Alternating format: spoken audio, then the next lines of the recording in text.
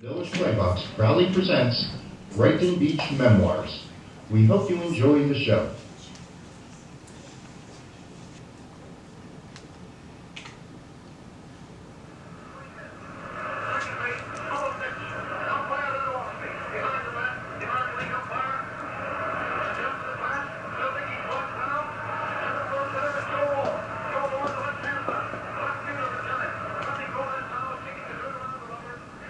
One out. A man on second, bottom of the seventh. 2 balls, no strikes. Roughing checks the runner on second. Gets the sign from Dickey. Roughing stretches, roughing pitches. Caught in the inside corner. Strike one at it, baby. No hitter up there. 1 out. A man on second, bottom of the seventh. 2 balls, 1 strike.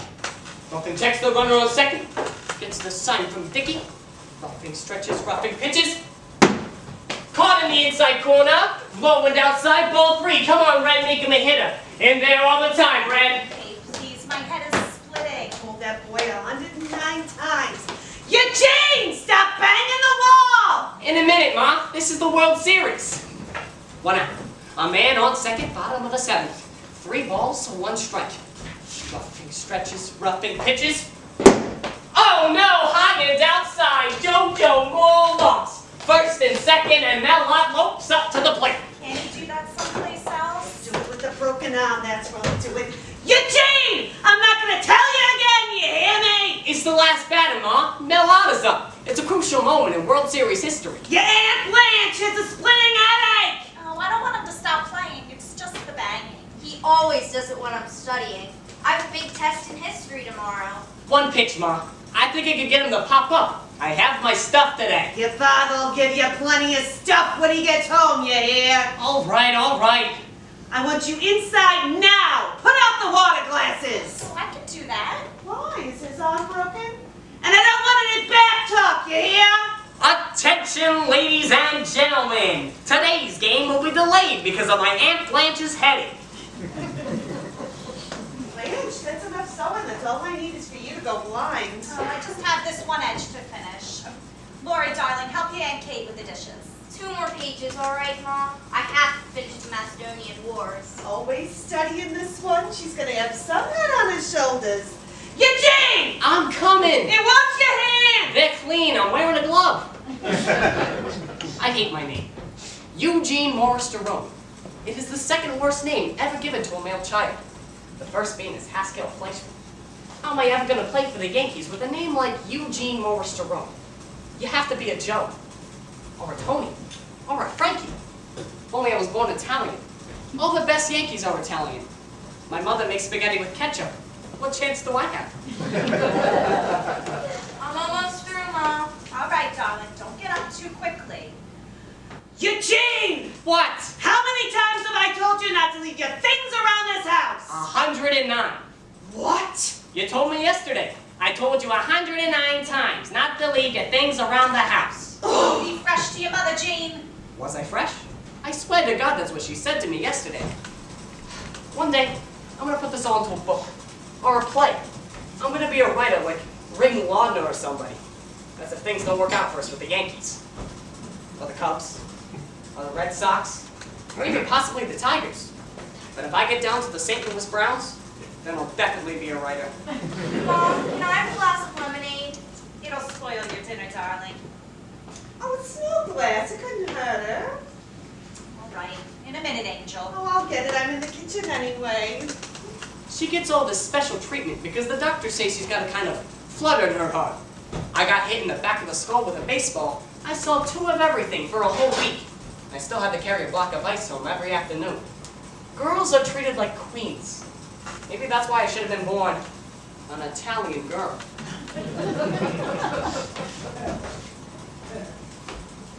Is your lemonade, darling? Thank you, Aunt Kate. Drink it slowly. I am. Eugene! What? A roller skate on my kitchen floor. Do you want me dead? Is that what you want? I didn't leave it there. No? Then who? Lori? Your Aunt Blanche. You ever see them around here on skates? Take this upstairs. Come here. Don't hit my skull. I have a concussion. What would you tell your father if he came home and I was dead on the kitchen floor? I'd say, hey, Don't go in the kitchen, pal.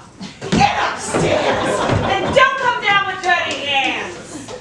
You see why I want to write this all down? Just in case I end up all twisted and warped. The world will know why. He's a boy, he's young. You should be glad he's healthy and active. Before the doctors found out what Lori had, she was the same way. Never. Girls are different. When you and I were girls, we kept the house spotless. It was Ben and Ezra that drove Mama crazy. I've always been like that. I have to have things clean, just like Mama. When they packed up the house in Russia, she cleaned the place from top to bottom. She said no matter what the Cossacks did to us, when they broke into her house, they'd have respect for the Jews. Who were the Cossacks? Same filthy bunches live across the street. Across the street? You mean the Murphys? All of them. The Murphys are Russian? The mother is nice. She's been very sweet to me. No windows are so filthy, I thought she had black curtains hanging in them. I was at the house. It was very neat. Nobody could be as clean as you. What business did you have in their house? She invited me for tea. To meet that drunken son of hers. Now, just the two of us. I'm living here 7 years. She never invited me for tea. It's because she knows your situation. I know that kind. Remember what Mama used to tell us? Stay on your own side of the street. That's what they have gutters for. That's what they have gutters for. My mother knew I was writing this all down. She stuffed me like one of her chickens. I better explain what she meant by Aunt Blanche's situation. See, her husband, Dave, died 6 years ago from this thing. They never say the word. They always whisper it. It was cancer. I think they're afraid if they say it aloud, God would say, I heard that! You said the dread disease. Just for that, I smite you down with it. There are some things that parents just won't discuss. For example, my grandfather. He died from diphtheria. Anyway, when Uncle Dave died, he left Aunt Blanche with no money, not even insurance. And well, she can't support herself because she has asthma. My big-hearted mother insists we take her and her kids in to live with us. So me and my brother Stan live on this side, and Lori and her sister Nora live on the other. My father thought it'd be just temporary, but it's been 3.5 years so far. I think because of Aunt Blanche's situation, my father's developing high blood pressure. Have some more lemonade, dear. Thank you, Aunt Kate. Drink it slowly. I am. That's enough, Blanche. Since 7 o'clock this morning. Well, I was just stopping. You'll sew your fingers together. It's getting dark anyway. I think I need new glasses. Our teacher said you should change them every 2 years. Would it kill you to put a light on? I don't have to run up electric bills. I owe you and Jack enough as it is.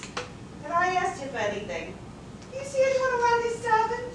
If I go hungry, you'll give me something off your plate. Pete, I'm gonna pay you and Jack back someday.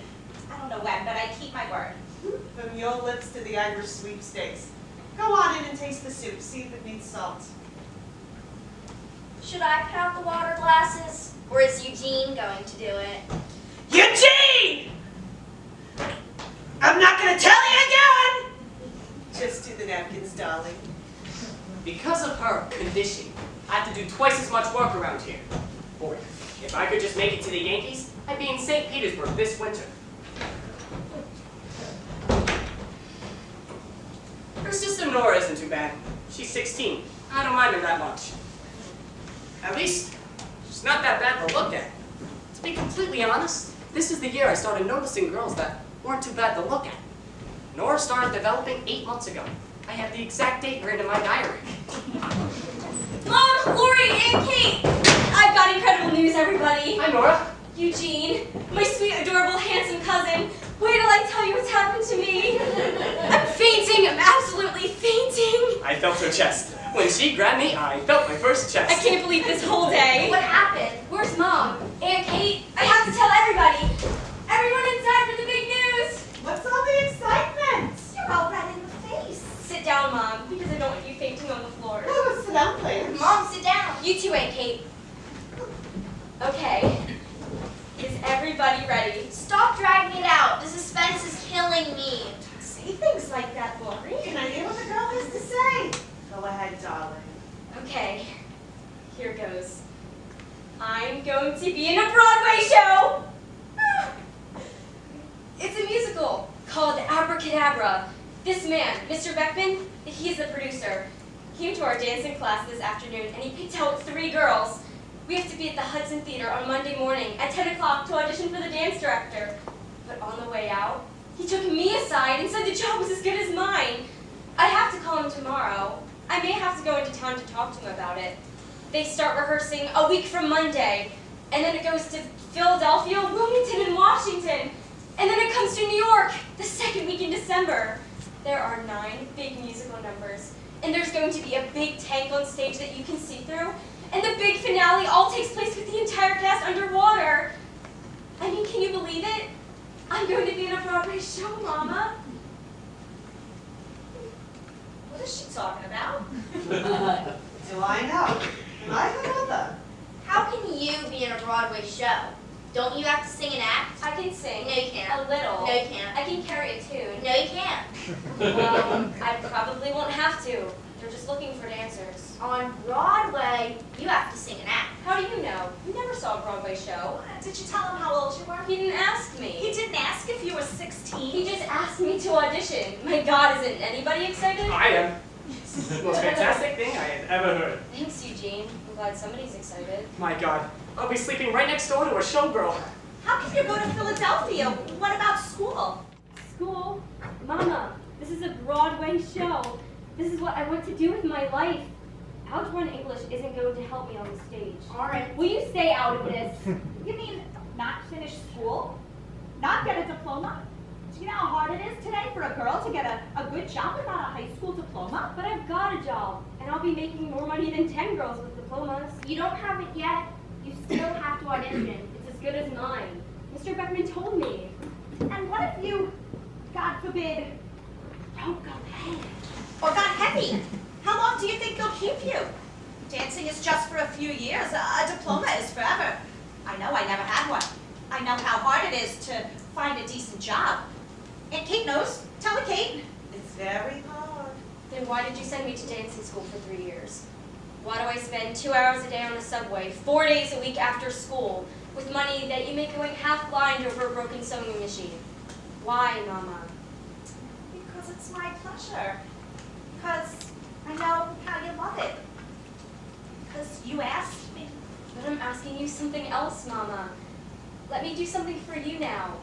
I could be making almost $60 a week, maybe even more. In 2 years when I get out of high school, I wouldn't make that much with a college diploma. I can't think. It's almost dinner time. Uncle Jack will be home soon. We'll discuss it later. I have to know now, Mama. I have to call Mr. Beckman and let him know if I could go to the audition on Monday. At least let me audition. Let me find out first if they think I'm good enough. Please don't say no until Monday. It was a tense moment for everybody. I love tense moments, especially when I'm not the one they're all tense about. Well, God knows we could use the money. We all owe Aunt Kate and Uncle Jack enough as it is. I think they have as much say in this as I do. How do you feel about it, Kate? Me? Well, I never voted before in my life. Why should I start with my family? I had to heat up the mashed potatoes. Then we'll leave it up to Uncle Jack. We'll let him make the decision. Why, Mama? I love him, but he's not my father. Because I need help. Because I don't always know what the right thing to do is. Because I say so, that's why. Eugene M. Jerome of New York cast 1 vote for yes.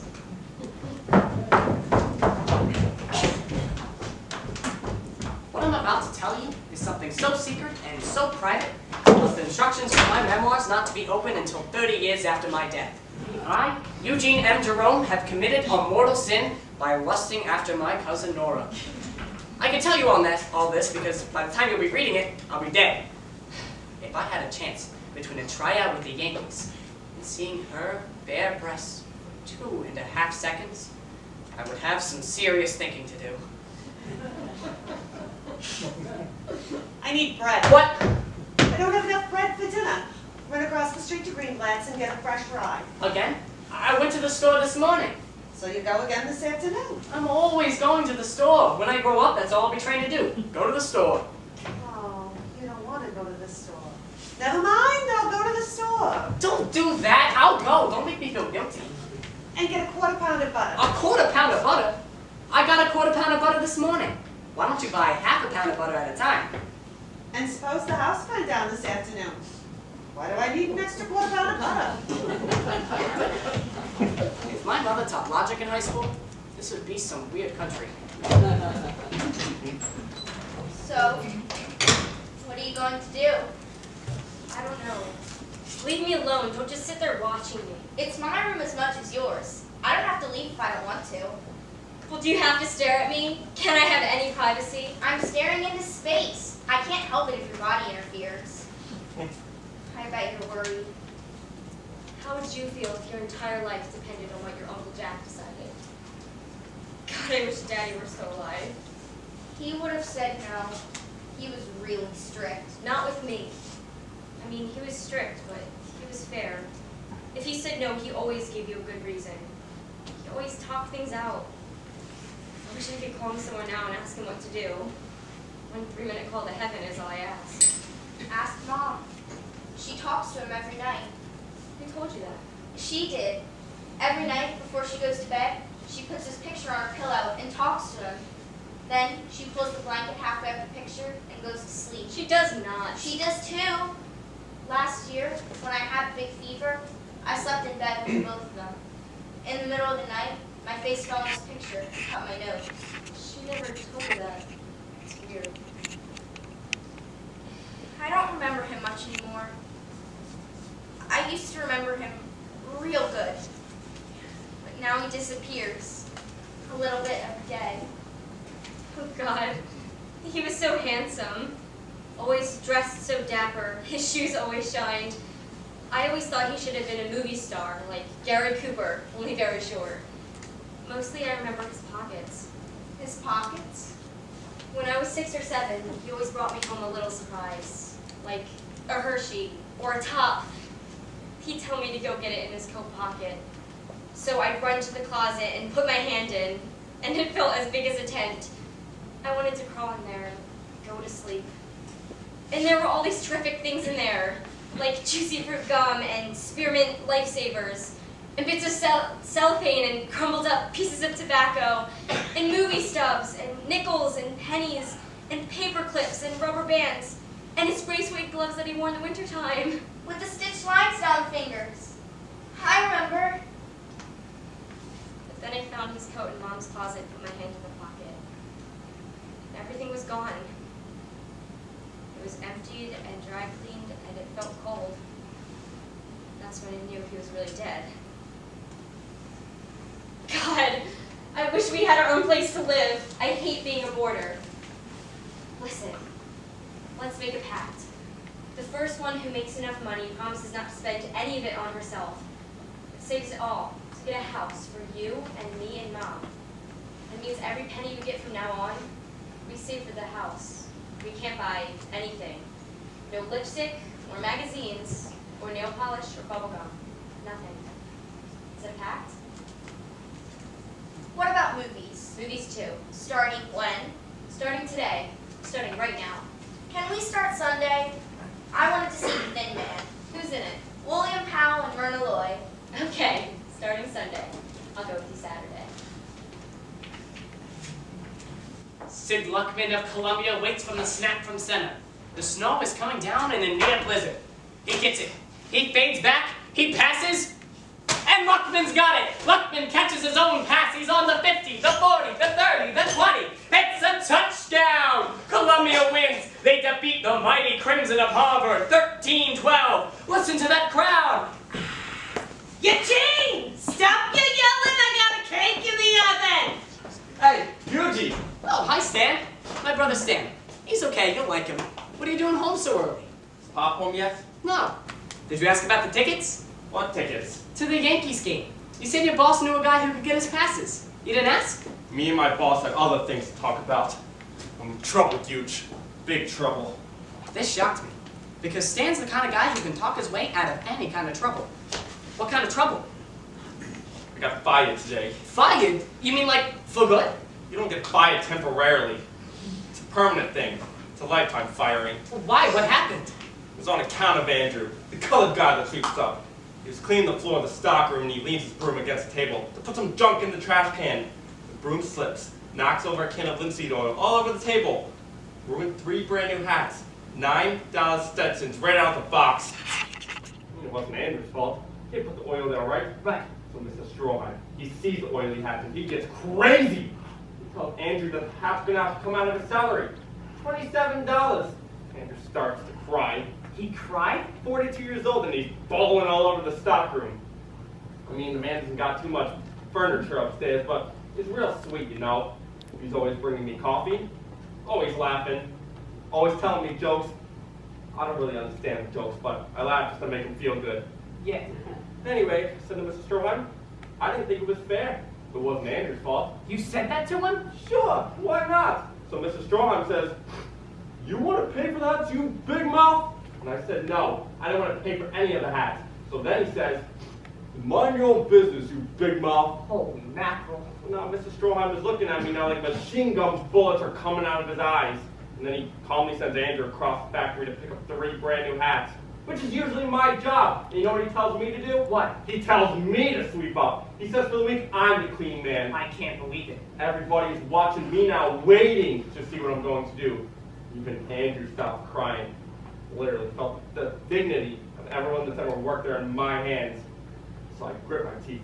I pick up the broom, and there's a big pile of dirt right in the middle of the floor. Yeah? And I sweep it all over Mr. Stroheim's shoes. Andrew had just been shining them that morning. If you want to talk about the irony. I'm dying. I'm actually dying. Everybody in the place now is about to bust gut. Mrs. Mulcahy, the bookkeeper, barely keep her false teeth in her mouth. And Andrew's eyes are basically hanging 5 inches below the sockets. This is the greatest story in the history of the world. So Mr. Stroheim, he grabs me, he pulls me into his office, slams the door, shuts the shades. Then he stops to talk about how he was brought up in Germany to respect his superiors. And if they would ever do such a thing like you do, they would beat you in their cup until they carried you away dead. That's perfect. You got him down perfect. I said, yeah, but we're not in Germany anymore, you buddy. You said that to him? Myself, I don't want to go too far. I was wondering. Anyway, Mr. Stroheim said that he's always liked me, and that I was a good boy, and he was going to consider giving me one more chance. But I had to write him a letter of apology. If that letter wasn't on his desk by 9 o'clock tomorrow morning, I could consider myself fired. I would have had a heart attack. What did you say? He said I wasn't going to write the letter. Andrew said how to pay for the hats. And he said that was between him and Andrew, and he expected a letter from me in the morning. So I walked out, said goodnight, grabbed my hat, went home, 10 minutes early. I'm sweating. I swear to God, I'm sweating all over. Well, why I did it, Eugene? I was just so mad, you know? It just wasn't fair. I feel like once you're given at 18 years old, you're going to give it for the rest of your life, don't you think? Yeah, I suppose. So what's the decision? Are you going to write the letter? No. Positively? Positively. Of course, I'm going to have to discuss it with Pop, though. I know we really need the money. He told me once, you gotta do what you think is right in this world and to stand up for your principles. And what if he thinks you're wrong? That you should write the letter? He won't. He'll leave it up to me. I know it. But what if he says, write the letter? Well, I guess that's something that we're gonna have to wait and see until after dinner, won't we? Come on. All in all, it was shaping up to be one heck of a dinner. I will say this, though. I always had a two-way thing about my brother. Either I worshipped the very ground he walked on, or I hated him so much I wanted to kill him. I guess you know how I feel about him today. All day it takes to bring home bread. Give the butter to your Aunt Blanche, she's waiting for it. I was home half an hour ago. I was talking to Stan. Hey, look! A letter from Rosalind Wiener. Remember her? She moved to Manhattan. They live up on Central Park West. Why not? Her father's a gangster, her mother is worse. Don't I get a kiss her up? No. I was gonna save it up and get you a big giant one for Christmas. We don't have Christmas, I'll take it now, thank you. A hug, too? When do I ever get a hug from you? You must have done something wrong. You're too smart for me, Ma. I robbed the barber shop today. Is that why you look tired? You don't get enough sleep. Running around all night with your 200 girlfriends. 130. That's all I have. 130. How do you get any work done? I get it done. And your boss doesn't say anything to you about being tired? About being tired? No. Who doesn't? Did you ask him about Thursday? What? You were going to ask him if you get paid on Thursday so I could pay Greenblatt on Friday. Saturday's a holiday. Oh. No. I forgot. I'll ask him tomorrow. If it's a problem, don't ask him. Greenblatt can wait. Your boss is more important. It's not true, Ma. You already know my boss isn't any more important than Mr. Greenblatt. Oh God, and if things weren't bad enough, and now this, the ultimate tragedy. Liver and cabbage for dinner. A Jewish medieval torture. My friend, a student in science, Marty Gregorio, told me that a cooked cabbage could be smelled farther than sound traveling for 7 minutes. If these memoirs are never finished, it's because I gagged to death in the middle of supper one night. You're all witnesses. I was sitting right here, right? Doesn't matter. I'll get blamed for it anyway. Come over, just let me sit a minute. How many times did I tell you to get out of that hot kitchen? I can't breathe in there and I don't have asthma. Nora, Lori, come help your mother. I'm sick about the plates. I'll replace them, don't worry about the plates. Plates I can always get. I only have one sister. What happened? I'm all right. Oh, don't run, Lori. It's another asthma attack. Second one this week. Nora, darling, maybe you better get the doctor. Don't need doctors. This is no climate for you here near the beach. What you need is someplace dry. Like Arizona, Mama. Should I get the doctor? No. No doctors, it's better. It's going away. I can still hear the whistle. Will you shut up? Help me Aunt Kate in the kitchen, Nora. I broke her good plates. Never mind, Eugene will do it. Nora, you go upstairs and get your mother's medicine. Lori, you come here and sit quietly and watch your mother. Get as pale as a ghost. Eugene! Come in here and help me! Hello, Mrs. Kresge. How are you? In a minute, Ma. Pop's home. I would now like to introduce my father, a real hard worker. He was born at the age of 42. Hi, Pop. How you doing, Pop? How am I doing? Let me carry one of these for you, Pop. Not too heavy. You'll hurt yourself. I can get it easy. I just have to get a good grip. That's all. I want to sit a few minutes. You feel all right, Pop? I just need to rest for a while. Give me a glass of cold water. I'll be out for the other box in a minute. I don't know how he does it. King Kong couldn't lift these. You know what's in here? Noisemakers and party favors. He sells them to nightclubs and hotels after he gets done every day with his regular work, which is cutting material for ladies' raincoats. Did you do your homework today? Not all of it. Mom sent me to the store 15 times. Amos and Andy is on tonight. Do your homework, then you'll discuss Amos and Andy. Here's your medicine, Mom. Lori, go get some water. Lori shouldn't be running. I'll get Nora. You sure you don't mind? No trouble at all. 2.5 seconds. That's all I ask. When are you going to speak to Uncle Jack, Mom? When I speak to him, that's when I'll speak to him. Tonight. I have to know tonight. I'll see. If he's not too tired, I'll talk to him tonight. Jack's home. We'll eat in 10 minutes. Nora, darling, go upstairs and get Stanley. Lori, how's your mother? Much better. The whistling stopped. What's the matter? Eugene said you were holding your chest. I wasn't holding my chest.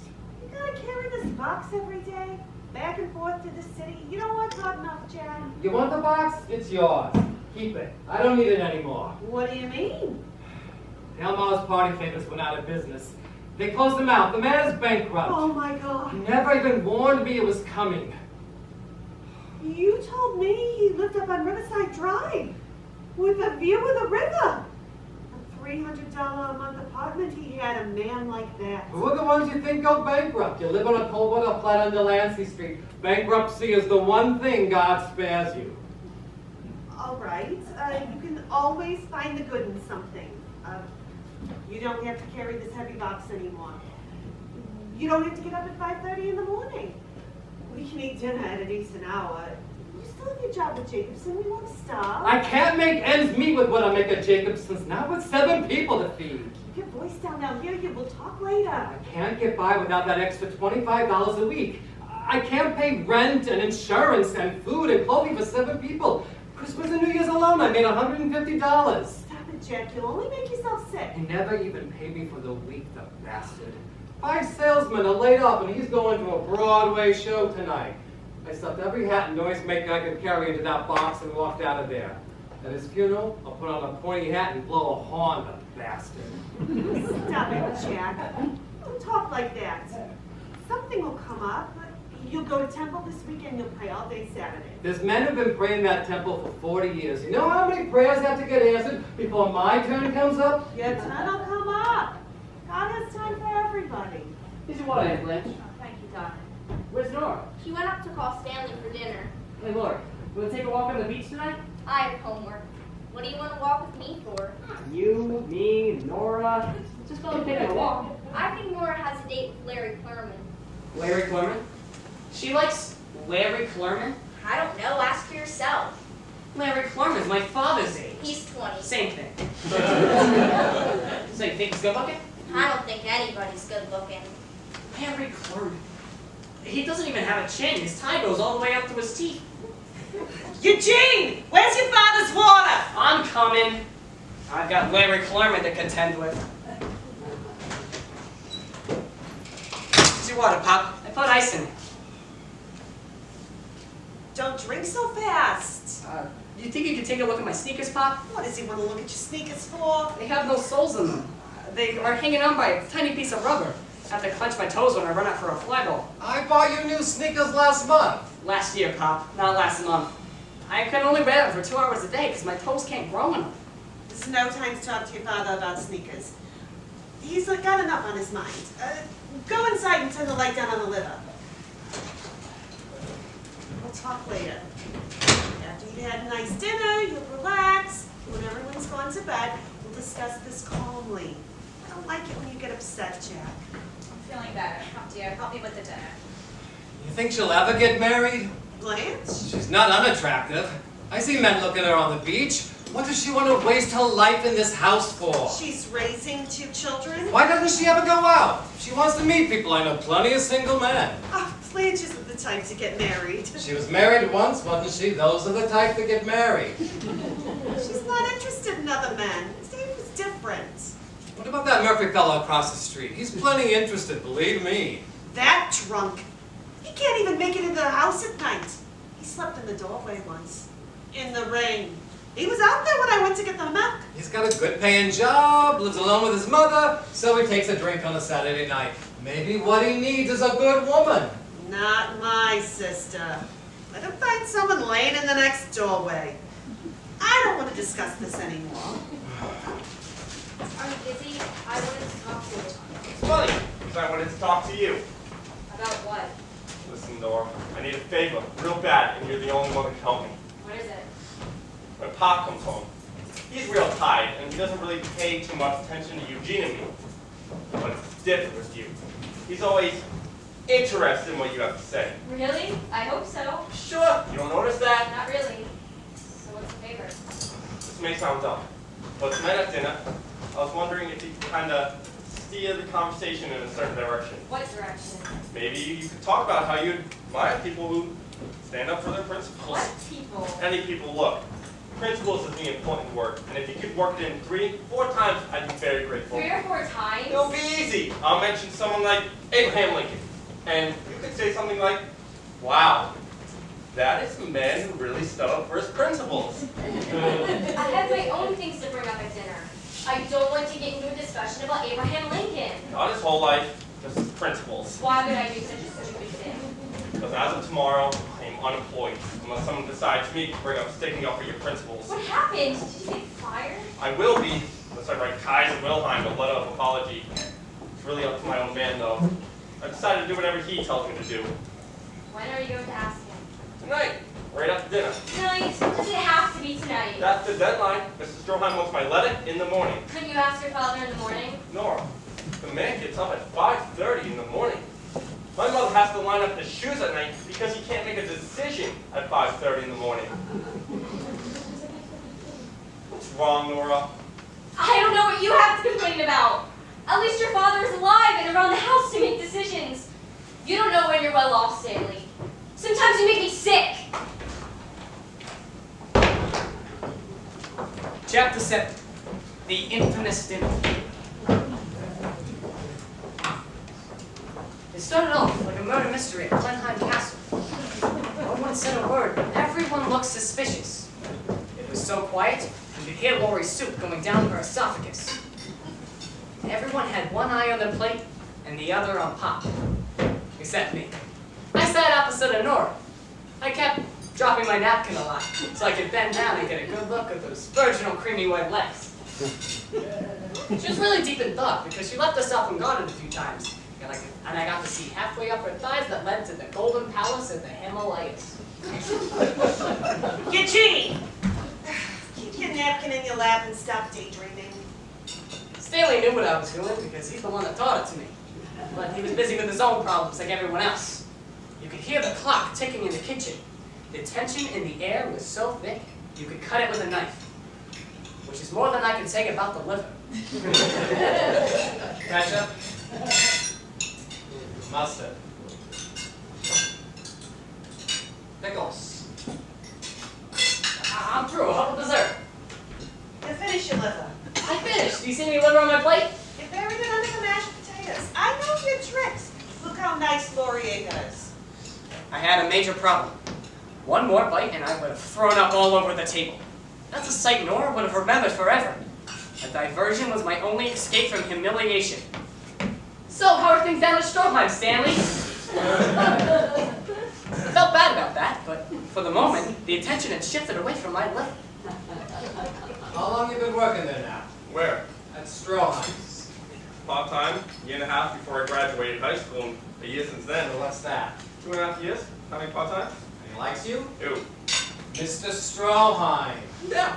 Usually he likes me. Sometimes I'm not sure. You come in on time? Yeah. You do your work? Yeah. You get along with the other people? Yeah. So why shouldn't he like you? How much you making now? $17 a week. It's time you moved up. Tomorrow you go in and ask him for a raise. A raise? If you don't speak up, people will take advantage of you. Tomorrow morning you go into his office, you're polite, you're respectful, but you're firm. You tell him you think you're worth another $5 a week. $5. He'll offer you $1.25, you send him $2.50. I know how these things work. You're a high school graduate, he's lucky he's got you. I just don't think this is the right time to ask him, Pop. I think his wife is very sick. You're afraid to ask him? You want me to take you by the hand and walk into his office and say, my little boy wants a raise? I'm not afraid. Your father wouldn't ask you if he didn't think it was the right thing to do, Stanley.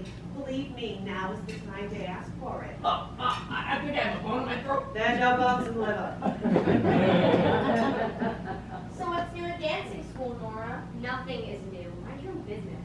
I was just trying to introduce the subject. I don't need your help. Will you tell her to be quiet, Mother? Lori, you may be excused if you're finished. What happened at dancing school? Nora received a very nice compliment from her teacher. She said Nora had professional potential. He didn't say potential. Potential is in the future. Mr. Beckman is interested in Nora's immediate present. Oh, isn't that something? And Mr. Beckman is your teacher? No, he's one of the most widely known and respected producers on Broadway. Broadway. Imagine that. That's wonderful. And how are things in school otherwise? Doing fine. Well, she's doing very well. I wish I was as smart as she is. Isn't that the same Mr. Beckman who's producing the great Broadway extravaganza, Abracadabra? I hear if a girl gets hired for the chorus of a show like that, not only is her career practically guaranteed, but the experience she gains is equal to a 4-year college education. That's enough, Eugene. Only a 4-year college education is equal to a 4-year college education. I don't think Abraham Lincoln went to college. And how are you feeling, Laura? You feeling all right? Yes, Uncle Jack. Getting plenty of fresh air? As much as I can hold in my lungs. Nora, did you tell Uncle Jack about the big tank that's filled with water? Girls, why don't we just let Uncle Jack eat his dinner? If we have something to discuss, we can discuss it later. Somebody has something to discuss? If there's a problem, this is the time to bring it up. This is the family hour. What a great idea for a radio show! The Family Hour. Every Wednesday night you hear a different family eating dinner and discussing their problems of the week. And you get to hear different recipes. WEAF presents Dinner at Brighton Beach, starring the Jacob Jerome family. Tonight's specialty, liver and cabbage. Brought to you by X-Lax, the mild laxative.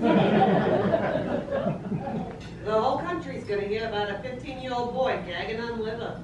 Nothing to discuss? Nobody has any problems? Otherwise, I want to turn on the news. Well, as a matter of fact, nothing. I'll help with the dishes. You sit down and finish your liver. I can't swallow it. It won't go down. Does anybody remember the lima bean catastrophe of last month? Does anyone want to see a repeat of that disgusting episode? Why does he always talk like it's a Sherlock Holmes story? He thinks he's a writer. And what do you think you are? Eat half of it. Which half? They're both terrible. Order 2 bites. 1 bite. 2 bites. I know you. If I eat 1 bite, you'll make me eat another. Let me take it up to my room. I'll eat it tonight. I need time to chew it. These are not times to waste food. If you didn't want it, Eugene, you shouldn't have taken it. I didn't take it. They gave it to me. It came attached to the plate. If it's so important to everybody, I'll eat your liver, Eugene. You will? Seems to be the only thing this family is worried about. Give me your liver so we can get on with more important things in our lives. Nora's right. Take the liver away. If nobody likes it, why did you make it? Because we can't afford a roast beef for 7 people. I suddenly felt vulgar and cheap. Stanley, turn on the news. Lori, get off your feet. You look tired to me. Pop, you think I can talk to you for a minute, Pop? It's really important. More important than what's happening in Europe? Not more important, just coming up soon enough. Hitler's already moved into Austria. In a couple of months, the whole world will be in it. What's the matter with this radio? Someone's been fooling around with it, haven't they, Eugene? Why, Eugene? Pop had the news on last night. And you were listening to the ball game this afternoon. He's talking about Poland. Damn it, I don't want anyone touching this radio anymore, you understand? Guess who's gonna get blamed for the war in Europe? Eugene, bring in the knives and forks. You think there'll be war, Pop? In America, too? We're already in it. Not us, maybe, but friends, relatives. If you're Jewish, you have a cousin suffering somewhere in the world. Ida Kaczynski's family just got out of Poland last month. The story she has to tell about what's going on there, you don't want to hear. How many relatives we got in Europe? Enough. Uncles, cousins. I have a great aunt. Your brother has nephews. I have a cousin, Shalem, in Poland, his whole family. Dave had relatives in Warsaw. That's where his mother was born. What if they got to America? Where'd they go? Who? Your nephews, aunts, cousins, and uncles? Would we take them in? What God gives us to deal with, we deal with. Where would we put them? What are you worrying about that now for? You should go upstairs and work on your speech for tomorrow. What speech? And how are you going to ask Mr. Stroheim for a raise? Do you think I could talk to you later, Pop, after you're arrested and read your paper? Lou Gehrig got 2 hits today. Larry Pellegrino's hitting 302. How many times have I told you, you don't read that paper until your father is finished with it? I didn't break it. The print doesn't come off if I take a quick look at it. Don't be fresh to your mother. Upstairs. Pop, Everybody. come down later. Okay, Pop? Come on, Stan. I have to talk to you anyway. You're a pest. Did anyone ever tell you you're a pest? Yeah, I got a list upstairs. You want to add your name to it? Maybe you should lie down, Jack. There's nothing in that paper that's going to cheer you up. Where would we put them if they got off the boat and knocked on our door? How would we feed them? The boat hasn't landed yet. I can't deal with boats that haven't landed yet. Uncle Jack, I know you're tired and have a lot in your mind, but the rest of my life may depend on your decision. And I have to know tonight because I have to let Mr. Beckman know if I can go or not. Who's Mr. Beckman? The Broadway producer we talked about at dinner. Abracadabra, remember? Lori, upstairs this minute. Nora, not now. This isn't the time. It's never the time. You won't make a decision and I don't have anyone else I can talk to. Well, I'll make my own decision if no one else is interested. I'm 16 and a half years old and I do what I want to do.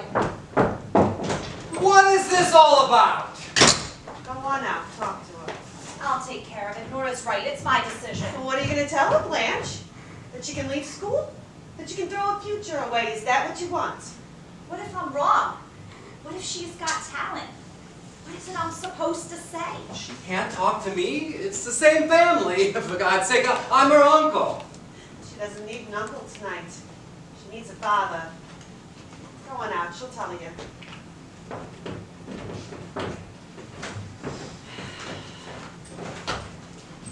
I never learned. Mind if I sit with you? I wrap my life up in dates so much. I never learned to be their mother. If you want to talk, we'll talk. If not, not. We have enough mothers around here. This is a family. The world can't survive without families. Lori, go upstairs and do your homework. Blanche, make me some tea. You're the only one here who makes decent tea. Listen, I know what it's like, Nora, not to be heard. You do? I grew up in a family of 4 children. My father, before he died, could never remember our names. My oldest brother was the big one. I was the little one. My brother Saul was the rotten one. Eddie was the little one. Who am I? The pretty one. What's the problem? I don't know. Doesn't seem very important now. I've never known you to cry over something that wasn't important. I know I'm not your father. It's not my place to make decisions for you. But I can offer advice. Advice is free. If it doesn't fit, you can always return it. Can we walk down the block? Sure, we'll take a look at the ocean. My father always used to say, throw your problems out to the sea and the answers will wash back up on the shore. Did they? Not in Brighton Beach. Orange peels and watermelon pits washed up. That's why it's good to take somebody who knows how to give advice.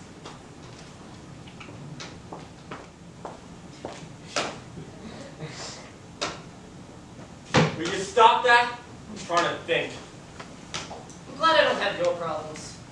How would you like an official making the baseball thrown in your mouth? I gotta talk to you, Stan. I mean, a real serious, important talk. Everybody in this house has to have a talk with somebody. Take a number off the wall and wait your turn. So I had this dream last night. It was about this girl. I can't tell you her name, but she's gorgeous. We're really kissing hard and rubbing up against each other, and I felt this tremendous buildup coming, like at the end of the 39 steps. And suddenly, there was an explosion. Like a dam broke and it all flowed out to the sea. It was the greatest feeling I have ever felt in my entire life. And when I woke up, I was... All wet. Yeah, how'd you know? It was a wet dream. You had a wet dream. I have them all the time. You do? You mean there's nothing wrong with you if that happens? Didn't you ever have one before? Yeah, but I slept through it. Didn't you ever try to do it to yourself? What do you mean? Didn't you ever diddle with yourself? No, never. Baloney, I've heard you. You diddle 3-4 times a week. What do you mean, diddle? Whack off. Masturbate. Will you be quiet? Lori might hear you. There's nothing wrong with it. Everybody does it, especially at our age. It's natural. Well, what do you mean, everybody? You know guys who do it? Every guy I know does it. Except for Haskell Fleischman, the fat kid. He does it to the other guys. I can't believe I'm having this conversation. You can't grow up without doing it. Your voice won't change. Where do you know all this from? Is it like a medical book or something? It's puberty. It's what? Puberty. Never heard that word before? You don't read books? I read The Citadel by A.J. Cronin. He never said anything about puberty. Even Pop did it. Pop. Ow, Pop. You know what, Stanley? I think you're full of shit. Hey! Don't you use that language? Who do you think you are? You're just a kid. Never let me hear you use that word again. I don't understand you. You mean it's okay for you to say a word like puberty, but I can't say a word like shit? Puberty is a scientific word. Shit is for guys that hang around the beach. Well, what do you expect me to say when you tell me that our Pat blacks off? I don't mean he still does it, because he's married now. But when he was a kid, 14, 15, the whole world whacks off. President Roosevelt, too?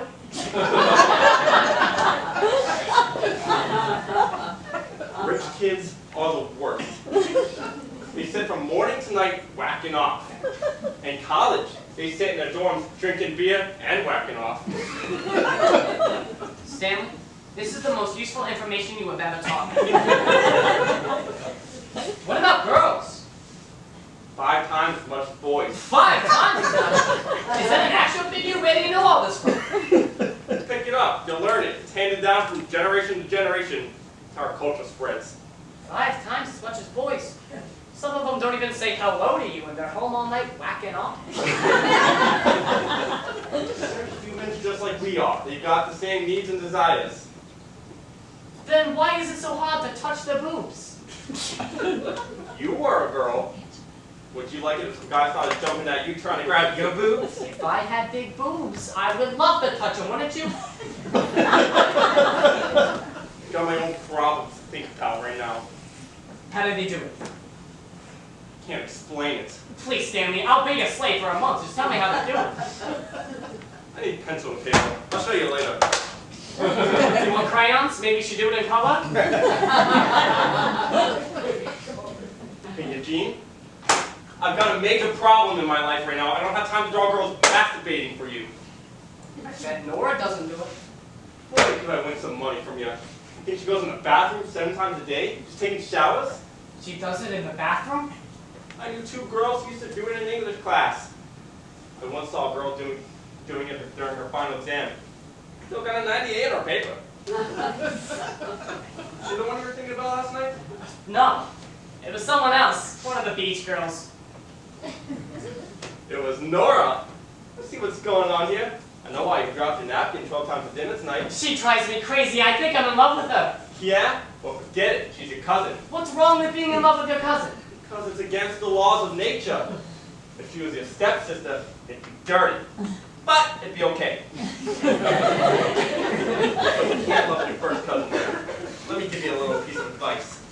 When you're going through puberty, don't stop with anyone in your own house. Who made up these rules? President Roosevelt married his cousin. Maybe she was his 2nd or 3rd cousin, but you can't marry your first cousin because, baby, you come out 9 heads. When Pop get back, we really gotta talk to him tonight. I still would love to see her naked, though. There's nothing wrong with that, is there? Nah. I do it all the time. You've seen Nora naked? Plenty of times. I fix the lock on the bathroom door, and then I open it pretending like no one's in there. I can't believe it. What a pig. What did she look like? All I can tell you was, I was pretty miserable. She was my first cousin. That was the night I discovered lust and guilt were very closely related. I have to watch out. Have a good time. I don't do that. I'm sorry, I forgot it was this Tuesday. I'll change my doctor appointments. You don't have to change anything. The girls will be with me. Have I ever missed a year going to the grave? Dave was my favorite in the whole family, you know that. You realize it'll be 6 years? Sometimes I forget his birthday, but the day he died, I'll never forget. There wasn't another one like him. Lori asks me questions about him all the time. Was he funny? What was the funniest thing he ever said, she asked me. I couldn't remember. Isn't that awful, Kate? Sometimes you talk like your life is over. You're still a young woman. You're still beautiful. If you'd ever stop squinting so much. I went with him for 2 years before we were married. What was I waiting for? Those 2 married years we didn't have together. Listen, Jack's company is having the annual affair next Wednesday at the Commodore Hotel in New York. You should see how some of those women get dressed up. Jack wants you to come with us. He told me to ask you. Me? Who do I know in Jack's company? You'll be with us. You'll meet people. Max Green will be at our table. He's the one whose wife died last year from tuberculosis. He's the #1 salesman. He lives in a hotel on the Grand Concourse. He's a riot. You'll like him. Maybe you'll dance with him. What else are you going to do around here every night, Blanche? I don't have a dress to wear for a thing like that. You make something. Jack will get you the material. He knows everybody in the garment district. Thank you, Kate. I appreciate it. I can't go. Maybe next year. Next year you won't have eyes altogether. What are you afraid of, Blanche? Dave's dead. You're not. If God had put her both of you, you'd be laying in the grave next to him. I made plans for next Wednesday night. More important than this? They only have this affair once a year. I'm having dinner with someone. You're having dinner with someone? Oh, with a man? Well, that's wonderful. Why didn't you tell me? With Mr. Murphy. Who's Mr. Murphy? Oh my God! I don't understand you.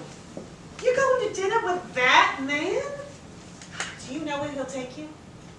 To a saloon. To a bar and grill, that's where he'll take you. We're going to Chardos, the Hungarian restaurant. You never even met the man. Why do you dislike him so much? I don't need to meet him. I just have to smell his breath when he opens the window. What do you think a man like that is after? I grew up with that kind on Avenue A. How many times have Stanley and Jean come home from school black and blue from the beatings they've taken from those Irish hooligans? What have you got to talk to with a man like that? Is that like you don't like him because he's Irish? When have the Jews and the Irish ever fought in a war? Do you know who George Bernard Shaw is? I don't care who he is. He's one of the greatest Irish writers in the world.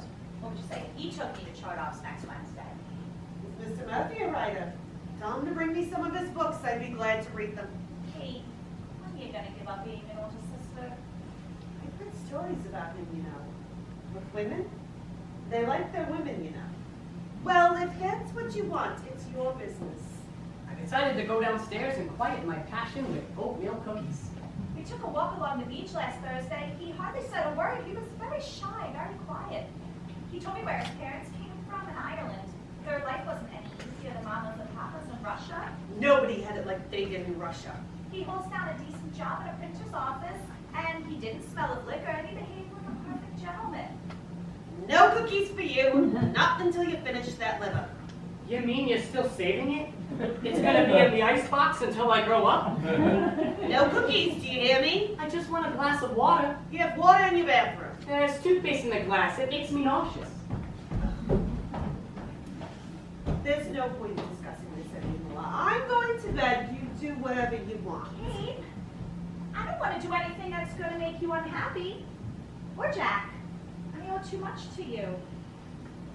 I can't live off you for the rest of my life. Every decent job I've tried to get, they turn me down because of my eyes. The thought of marrying Frank Murphy hasn't even occurred to me. Maybe not even to him. But I don't think one dinner at Chardoff's is the end of the world. I never mean you any harm. I don't see you get hurt. I can take anything except when someone in the family is mad at me. I could never be mad at you, Kate. That I promise you, to my dying day. All right. Go have your dinner with Frank Murphy. Oh, if Papa could hear me say those words, he'd get up from the cemetery and stand in front of our house with a big stick. I asked him to pick me up here. Is that all right? Here, in my house. For 2 minutes. I wanted you to meet him, at least see what he's like. Tell his mother to wash her windows. Maybe I'd know what he's like. Can I see Mr. Beckman tomorrow, yes or no? Did you talk to Uncle Jack? I talked to Uncle Jack. I want an answer from you, Mother, yes or no. What did he say? It doesn't matter what he said. It's your decision or mine who's going to make it, Mother. I said if I were her father, I'd tell her to finish high school. If she's got talent, there'll be plenty of other shows. I never got past the 8th grade, and that's why I spent half my life on the subway, and the other half trying to make a few extra dollars to keep this family from being out on the street. I don't want this just for myself, Mama, but for you and for Lori. In a few years, we could afford a house of our own, instead of being cooped up here like animals. We could pay Uncle Jack for what he's given us all these years. I'm asking for a way out, Mama. Don't shut me in. Don't shut me in for the rest of my life. Well, you promised you'd do what Uncle Jack said. He doesn't make decisions. He offers advice. I want an answer, Mother. From you, please.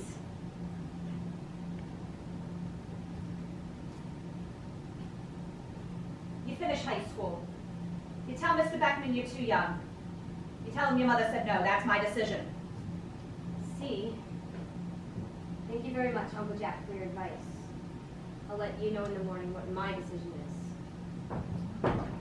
Blanche, let her go. You'll only make it worse. It seems no matter what I do, I only make it worse. What can I tell her? What can I say? You have a family, you have their problems. Well, good night. Put the cookie on that table. What cookie? The oatmeal cookie in your pocket. Put it on the table. You mean you can smell an oatmeal cookie from 10 feet away? I heard the jar moving in the kitchen. Suddenly everyone in this family is doing whatever they want. Your father's upset. Aunt Blanche is upset. Put the cookie on the table! Hey, I heard a lot of yelling. What happened? I don't know, but it's my fault. What are you going to do? Do you want me to speak to Mom? I can tell her I was getting flutters in my heart again. Don't you ever say that. Don't pretend to be sick to get favors from anyone. I'm not pretending. They're just not big flutters. Stop puffing up the pillows! The house could be burning down. You come back in to puff up the pillows. You're tired, Jack. Let's go to bed. When does it get easier, Kate? When does our life get easier? At night. When you get 7 good hours of sleep, that's the easiest it ever gets. Ah, close the door! Sorry, I didn't know anyone was in there. Dad, do you think I can talk to you now? It will take 5 minutes. Hey, it's Stanley. He's practically asleep. 2 minutes, and I'll tell it as fast as I can. Go on, Kate, go to bed. The boy wants to tell me something. All right, turn the lights out when you're through. And don't worry about things. We've always made them work. She saw me on the crapper. Laura saw me on the crapper. I might as well be dead. I have a problem, Pop. If you didn't, you wouldn't live in this house. You must be tough being a father. Everybody comes to you with their problems. You have to have all the answers. I don't think I can handle it. Stop trying to win me over. Just tell me the problem. I got fired today. What? Don't get excited. Don't get crazy. Just let me explain What happened. did you do? You came in late. You were fresh to somebody. You were fresh to somebody. I'm not fired yet. I can still get my job back. I just need you to help me make the decision. Take the job back. I don't care what it is. This is not the time for anyone in this family to be out of work. When I was 12 years old, you gave me to talk about principles, remember? All night you've been waiting to tell me this news? This is about principles. How long were you going to go without telling me? Will you at least hear my principles? All right. I'll hear your principles. Then you'll hear mine. Okay, just sit back and let me explain what happened, okay? It was on account of Andrew, the colored guy that sleeps up. So Stanley began his sad story. Pop never said a word. He just sat there and listened. Stanley was terrific. It was like that movie, Abe Lincoln in Illinois. Not only was Stanley defending his principles, he was defending democracy and the United States of America. Pop must have been bleary-eyed because not only did he have to deal with Stanley's principles, Nora's career, the loss of his noisemaker business, getting Aunt Blanche married off, and Florrie's fluttering heart. But at any moment, there could be a knock at the door with 37 relatives from Poland looking for a place to live. Finally, Stanley finished his story. So, either I bring in a letter of apology or I don't bother coming in. Look, I know it's late and I know you're tired. I just didn't want to do anything without asking you first. Oh, Stanley. Sorry, Pop. You shouldn't have swept the dirt on his shoes. I know. Especially in front of other people. I know. He's your boss. He pays your salary. His money helps put food on our dining table. I know, Pop. We don't have money to waste. Believe me when I tell you this. I believe you, Pop. You were sick 3 days last year. He only docked you a day and a half's pay. Remember that? Look, see what you're getting at. I'll write the letter. Do it tonight. On the other hand, you did a courageous thing. You defended a fellow worker. Nobody else stood up for him, did they? I was the only one. That's something to be proud of. It's what you believed in. That's standing up for your principles. That's why I didn't want to write the letter. I knew you'd understand. The question is, can this family afford principles right now? Make it hard, I know. Not just on you and me, but on your mother, on Aunt Blanche, Nora, Lori. Eugene. Eugene would have to get a part-time job. Time he should be using studying books to get himself somewhere. He wants to be a writer. He wants to go to college. I wish I could have sent you. I've always felt sick about that, Stanley. I like working, Pop. I really do. Look, I'm going to write the letter. I'm not saying you should. I know. It's my decision. I really want to write the letter. And how will your principals feel in the morning? They feel better already. Told me you were proud of what I did, and that's all I really cared about. You know something, Stanley? I don't think there's much in college they can teach you that you don't already know. Guess who I learned it from? Thanks for talking to me, Pop. See you in the morning. You coming to bed? I think I'll sit here for a while. It's the only time of day I have a few minutes to myself.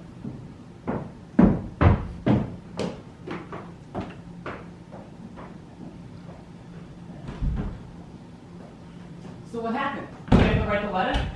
Yeah. I knew he'd make you do it. You didn't make me do it. Be quiet, will ya? Gotta concentrate. What are you gonna say? I don't know. You wanna help me? Get up the things. You know, people used to get paid for this back in the olden days. Professional letter writers. I'm not going to pay you money. I don't want your money. And what do you want? I want you to tell me what Nora looked like naked. How horny can you get? I don't know. What's the highest score? All right, when we finish the letter. I don't trust you. I'm gonna get paid first. No, you're a real shit. Whoa, whoa! Don't use that kind of language with me. I'm just a kid. What do you want to know? Everything. From the time you opened the door. It happened so fast. That's okay. Tell it slow. Okay. I heard the shower running. I waited for it to stop. Then I waited a few seconds for the water to run off her body. Then I knew she'd be stepping out. Suddenly, I opened the door. There she was, a towel on her head, standing on a bath mat, nothing else in the whole wide world. Slow. Don't go so fast. Her breasts were gorgeous, like two peaches hanging on a vine, waiting to be plucked. Or nectarines. Like two nectarines, all salted pink, shining in the morning sun.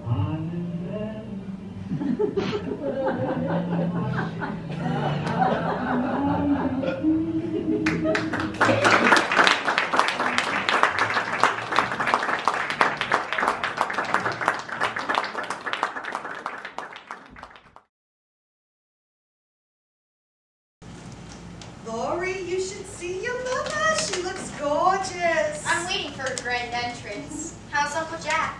He's resting. He had a nice dinner. You can see him later if you'd like. Eugene! Your father's resting! I don't want to hear any ball playing against the wall! I'm not playing, I'm writing. Well, do it quietly! She wants me to write quietly. If that was the only sentence I ever published in my memoirs, it'd be a bestseller.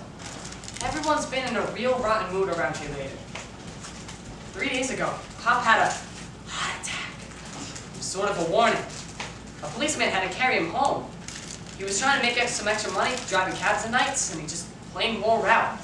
The doctors say he's got to be in bed for at least 2 to 3 weeks, but Pop won't listen to him. Mr. Jacobson has a brother-in-law who's filling in for Pop temporarily, but Pop's afraid that 3 weeks in bed might turn into permanently. I've talked to you. About what? Not here, in our room. Don't tell anybody. What's the big secret? Will you shut up? Wait till I get upstairs and then follow me. If it's about Nora, I'm not interested. I've got to tell you, I hate my cousin Nora. She's been real snotty to everybody. She doesn't say hello in the morning, and she eats her dinner up in her room. You see, seeing this guy, Larry No Chin Clerman, every night, she's not as pretty as I thought she was. Eugene! Did you bring your father his paper? I'm coming. My knee hurts. I fell down the stairs at school today. Well, bring it upstairs. Your father's waiting for it. If I had just told her I lost both my hands in an accident, she'd say, go upstairs and wash your face with your feet.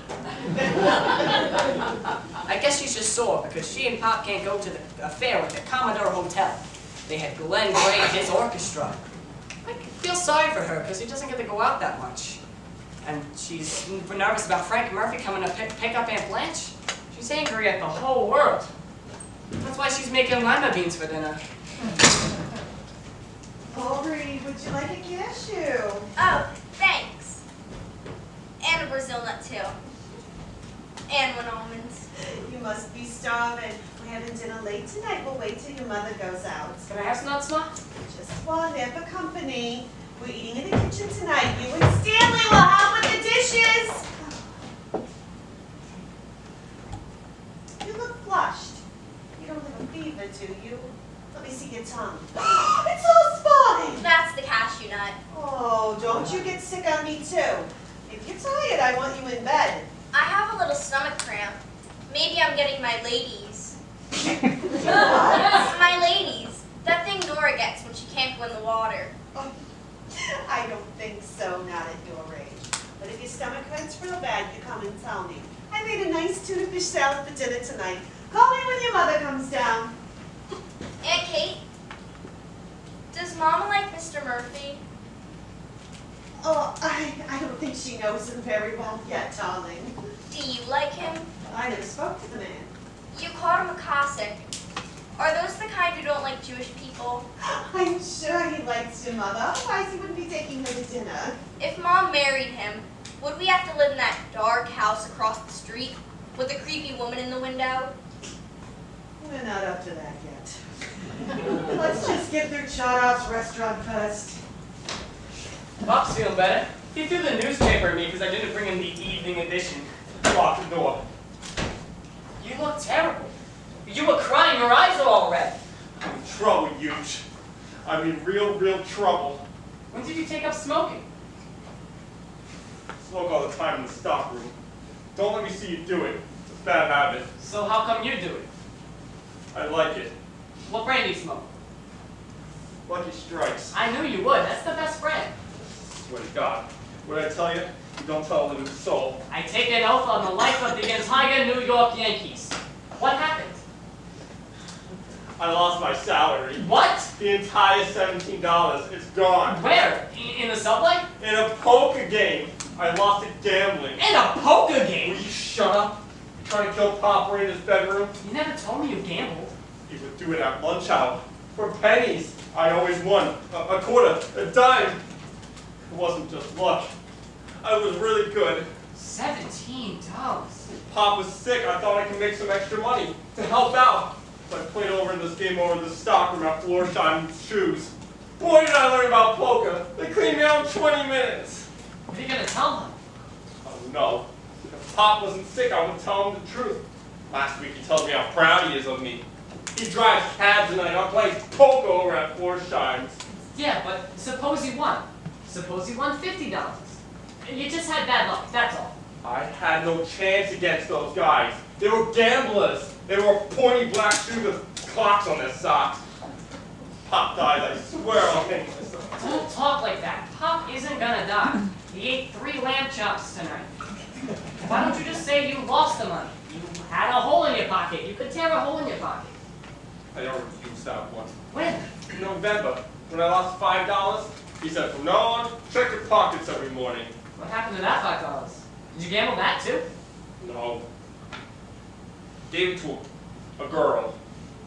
You know, a pro. Bro? A prostitute? You went to one of those places? Holy shit. Hey! Don't you use that word again. Is that how much it cost? $5? $2.50. I want this guy I know. He still owes me. And you never told me? What was she like?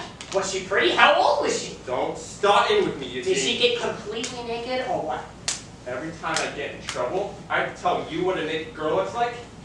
Do me a favor, Eugene. Go into the bathroom, whack off, and grow up by yourself. Don't get sore. If you were me, you would ask the same questions. Well, I never had an older brother to teach me those things. I had to do it all on my own.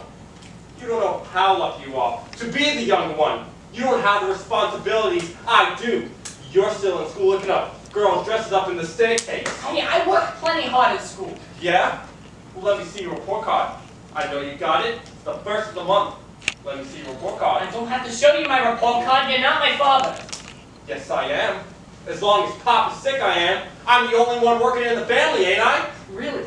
Then where's your salary this week, huh, Pop? I hate you sometimes. You're nothing but a lousy shit. I help you all the time, and you never help me without wanting something for it. I hate your disgusting guts. Not as much as I hate yours. You snore at night. You pick your toenails. You smell up the bathroom. When I go in there, I have to puke. Give me your report card. Give it to me, Tim, or I'll beat your face in. You want it? Here.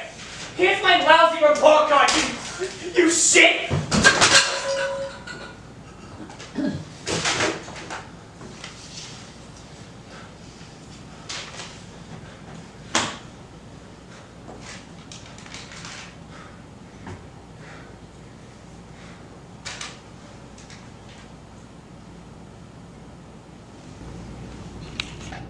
Four A's, two B.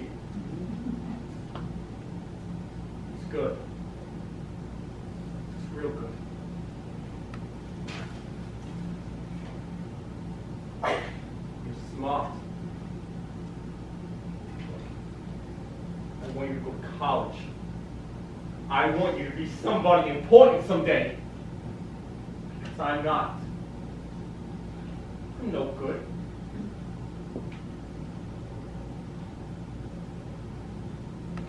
Sorry I said those things to you. Me too. I'm sorry too. Hi, Uncle Jack. Are you feeling better? A little, darling. My mother's not down yet? No. I wanted to see her before she goes out. Oh my God! You're walking downstairs. Are you crazy? Are you out of your mind? Didn't the doctor say you're not even supposed to get out of bed to go to the bathroom? You trust doctors? My grandmother never trusted one in her life. She lived to be 87. She didn't have high blood pressure. She never fainted on the subway. She used to faint 3-4 times a week. It's in our family. We're fainters. Lori, darling, go get your Uncle Jack a glass of ice water, please. Now? Yes, now, sweetheart. That child is pampered too much. You should let her do more work around the house. You don't get healthy lying on couches all day. No. You get healthy driving cabs all night if you work 9 hours cutting raincoats. You want to kill yourself, Jack? You want to leave me to take care of this family alone? Is that what you want? You figure I'll get better faster if you make me feel guilty? Oh, I was born with enough guilt, Katie. If I need more, I'll ask you. Sorry. You know me. Not happy unless I can worry. My family are worriers. Warriors generally marry fainters. Not gonna leave you, I promise. If I didn't leave you for another woman, I'm certainly not gonna drop dead just to leave you. What other woman? That bookkeeper, Helene? Again with Helene? You're never gonna forget that I danced with her for 2 years in a row at the Commodore Hotel? Don't tell me she isn't attracted to you. I noticed that right off. What does a woman like that want with a cutter? She likes the men up front, the salesmen. She's a widow. She's looking to get married. You're an attractive man, Jack. Women like you. Me? Attractive? Oh, you really must think I'm dying, don't you? You don't know women like I do. Just promise me one thing. If anything ever happened with you and that Helene, let me go to my grave not hearing it. Oh, I see. Now that you're worried about Helene, you've decided you're gonna die first. I had to chalk the ice. I'm all out of breath. It's good for you, darling. It's exercise. I'm going out. I won't be having dinner. I'll be home late. I have my key. Good night. Nora, don't you want to see how your mother looks? I'm sure she looks beautiful. She doesn't need me to tell her. What about Mr. Murphy? I know your mother wanted him to meet you and Lori. He'll be there in a minute. I have somebody waiting for me. I can meet Mr. Murphy some other time. I think it would be very nice if you waited, Nora. I think your mother would be very hurt if you didn't wait to say goodbye. I'm sure that's very good advice, Uncle Jack. I know just how my mother feels. I'm not so sure she knows how I feel. Jack, what'll I do? Leave it alone. This is between Nora and Blanche. It's something they have to work out. Who is she going out with? Where does she go every night? With Larry Clerman. He borrows his father's car and takes her to the cemetery What cemetery? where Daddy is buried. She goes to see Daddy. Will I tell her? I don't want to spoil this evening for her. Jack, what are you doing down here?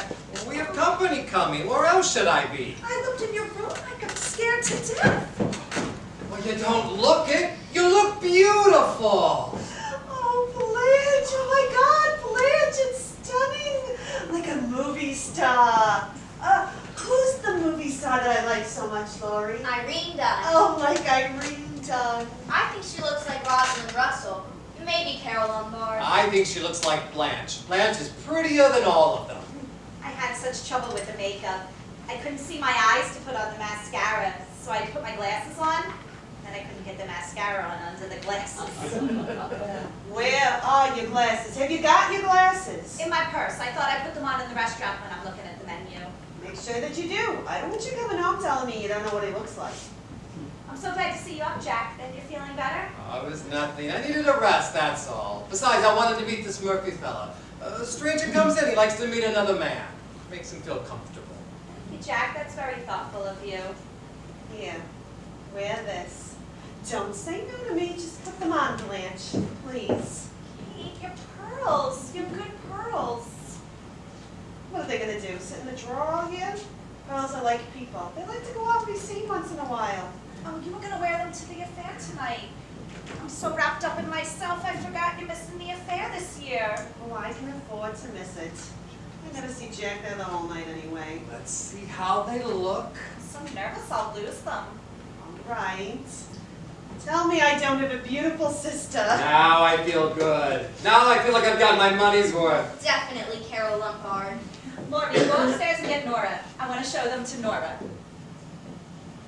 She's not here. She left. What do you mean she left? Without saying goodbye? She had to meet someone. She wanted to wait for you. Well, she could have come to my room. She knew I wanted to see her. She'll see you when you get home. You'll look just as good at 12 o'clock. What did she say? Did she say anything? You're gonna go out. You're gonna have a nice time tonight. She's making me pay for it, isn't she? She knows she can get to me so easily. That's what I get for making decisions. I feel like ice cream for dessert. Laura, you feel like ice cream for dessert? Butter pecan. Butter pecan for you, maple walnut for me. Go up and tell Eugene I want him to go to the store. I'll go with him. Don't run, darling. Oh, let her run. If she gets tired, she'll tell you. Let's stop worrying about each other so much. Eugene, your father wants us to go to the store. Tell him I'm sick. My stomach hurts. You don't want any ice cream? Ice cream? Wait a minute. It's amazing how quickly you recover from misery when somebody offers you ice cream. He's only 16, Blanche. At that age, they're still wrapped up in themselves. How am I ever going to learn how to become a writer if I don't know how to suffer? Actually, I'd give up being a writer if I could see a naked girl while I was eating ice cream. What time is it?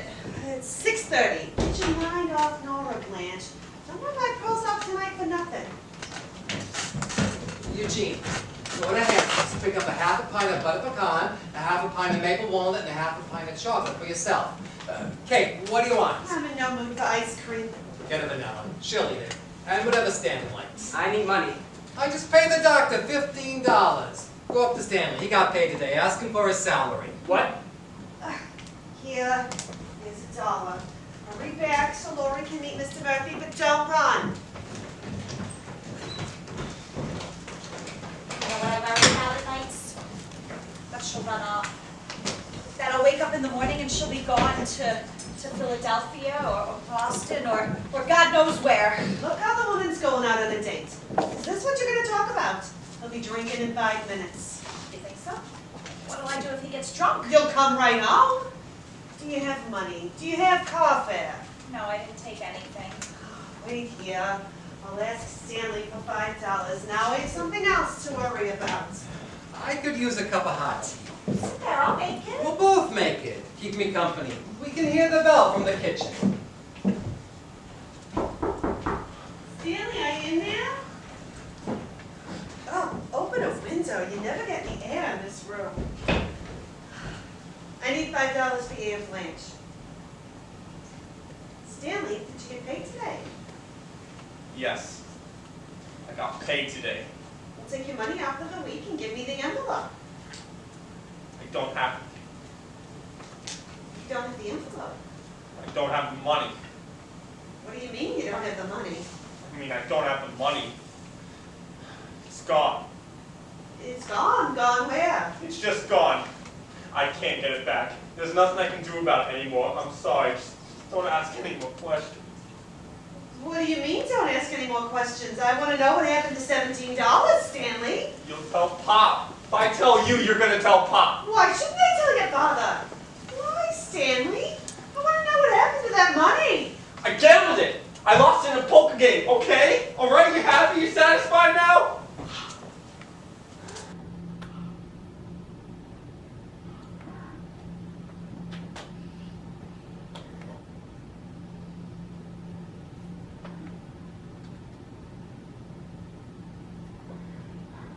I'm not going to deal with this right now. We have to get Blanche out of the house first. I have your father's help to worry about. You're going to sit in this room, and you're going to think of a story. You were robbed. Someone stole the money. I don't care who. I don't care where. That's what you're going to tell your father. Because if you tell him the truth, you'll kill that man as sure as I'm sitting here.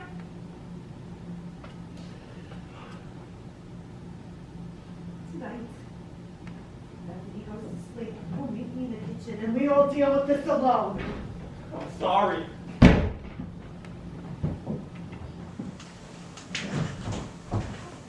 Hey, what is it? What's wrong? It's nothing. I'm just all nerves today. Oh, I'm worried about Jack. He shouldn't have come down the stairs. He knows he's not supposed to be at bed. What do we need the doctor for? He doesn't listen to him. I shouldn't have asked Mr. Murphy to come over. That's the only reason he came down. It's not just Mr. Murphy. It's Stanley. It's Eugene. It's everyone. I'm sorry about Nora. Jack told me what she said when she left. Why don't you get your purse, Blanche? She'll be here any minute. Did Nora say anything to hurt you, Kate? I know she's been very difficult these last few days. Why is it always Nora? Why is it always your problems? Think you're the only one in this world who's got troubles? We all have troubles. We all get our equal share. I'm sorry. Forgive me, Kate. I'm sorry.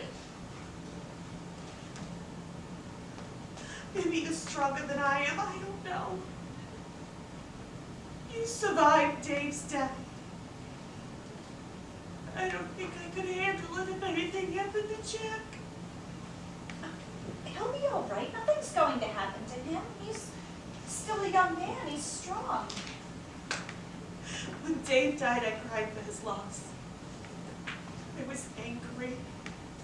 Angry at God for taking such a young man.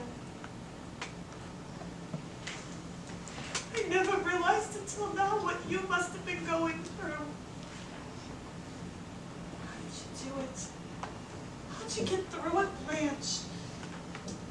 I had you. I had Jack. And mostly, you live for your children. Your children keep you going. My children. I wake up every morning for Nora and for Lori. Nora hurts you so much, and still you can say that. Why? Don't you think we hurt our parents?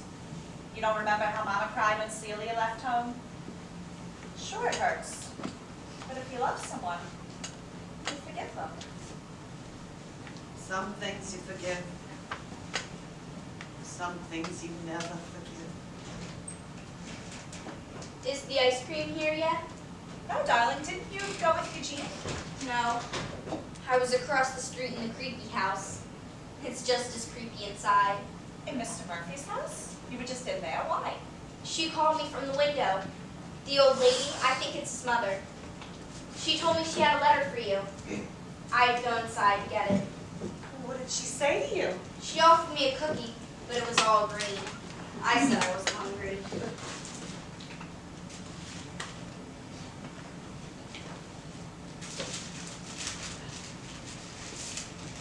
Dear Mrs. Morton, I send regrets for my son Frank.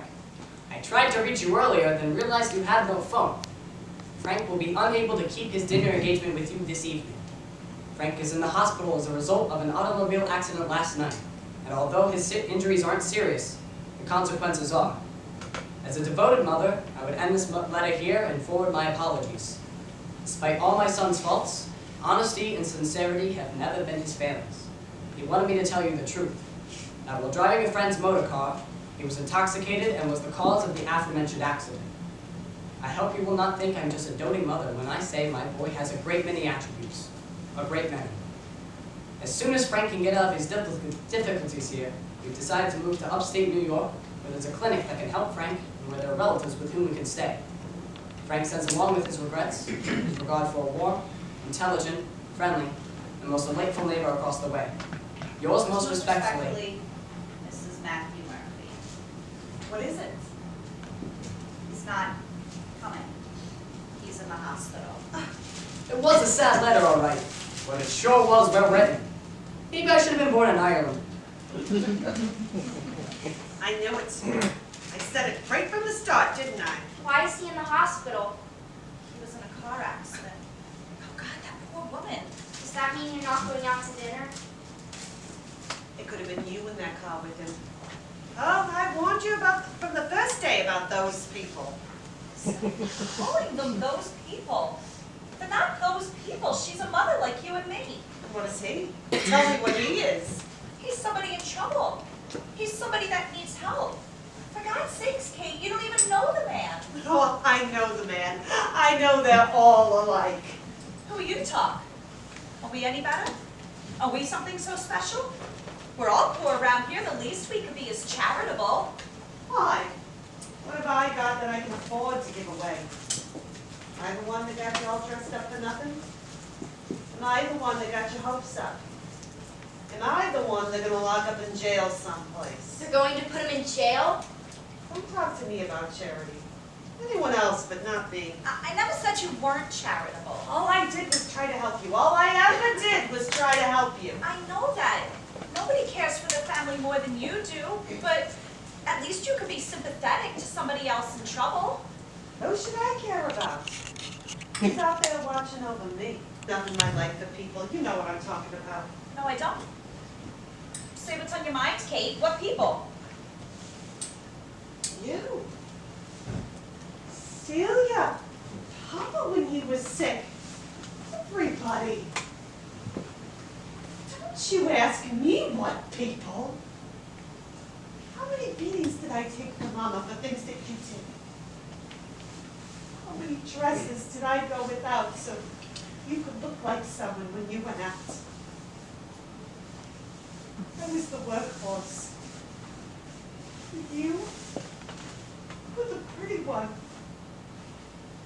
You have no right to say that to me. No right! This is all about Jack, isn't it? You're blaming me for what happened. Why do you think that man is sick today? Why did a policeman have to carry him home at 2 o'clock in the morning? So you know for dancing lessons. So your Lori could see a doctor every 3 weeks. Come on. Worry about your friends across the street. Not about the ones who have to be dragged home to keep a roof over your head. What is this? What's going on here? Why didn't you ever tell me that you felt this way? I never had the time. I was too busy taking care of everyone. What is it, Blanche? What happened? It took all those years. It took something like that letter for you to finally get your feelings out. I didn't need a letter. I needed you to ask me. Lori, please go upstairs. This conversation isn't for you. The ice cream's ready. Jean, put the ice cream in the icebox. I have to talk to your mother. I never spoke to the woman. They lived in that house for 3 years. I never exchanged a word with her. What are you walking around for? You're not even supposed to be out of bed. The least you can do is sit down. If I could take Nora and Lori and pack them out of this house tonight, I would do it. I can't. I have no place to take them. Blanche, what are you talking about? Don't say such things. If I could leave the girls with you for another few weeks, I would appreciate it. Until I can find a place of my own, and then I'll send for them. You're not sending for anyone, and you're not leaving anywhere. I don't want to hear this kind of talk. Stay out of this, Jack. Let her do what she wants. I know a woman in Manhattan Beach. I can stay with her for a few days, and then I'll find a job. I will do anything anybody asks me, but I will never be a burden to anyone again. Blanche, stop this. Stop it right now. What the hell is going on here, for God's sake? Two sisters having a fight they should have had 25 years ago? You want to get it out, Blanche? Get it out. Tell her what it's like to live in a house that isn't yours. To have to depend on somebody else to put food on your plate every night. I know what it's like because I had to live like that until I was 21 years old. Tell her, Kate, what it is to be the older sister. To have to suddenly be the one to have to work and shoulder all the responsibilities and not be the one to get the hugs and affection when you were the only one there. You think I don't see it with Stanley and Eugene? With Nora and Lori? You think I don't hear the fights that go on in those rooms night after night? Go on, Kate. Scream at her! Yell at her! Call her names, Blanche! Tell her to go to hell for the first time in your life! Then when you both get it out of your systems, give each other a hug. And go have dinner. Oh, my lousy ice cream is melting, for God's sake.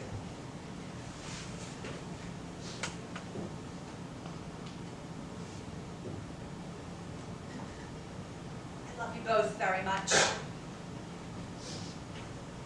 No matter what Kate says to me, I will never stop loving her. But I have to get out. If I don't do it now, I will lose whatever self-respect I have left.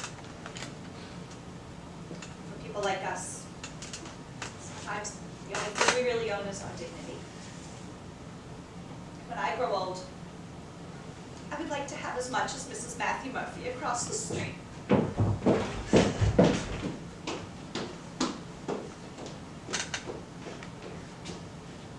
What did it, Kate? Something terrible must have happened to you tonight. You behaved like this. It wasn't Blanche. It was something else. What was it, Kate?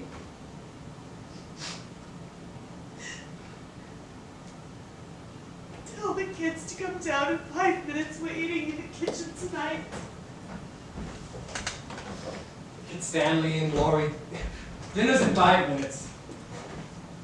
It was the first day of my life. I didn't get blamed for what just happened. I felt real sorry for everyone, but since I wasn't to blame, I didn't feel all that bad about things. It's when I realized I had a selfish streak in me. I sure hope I grow out of that.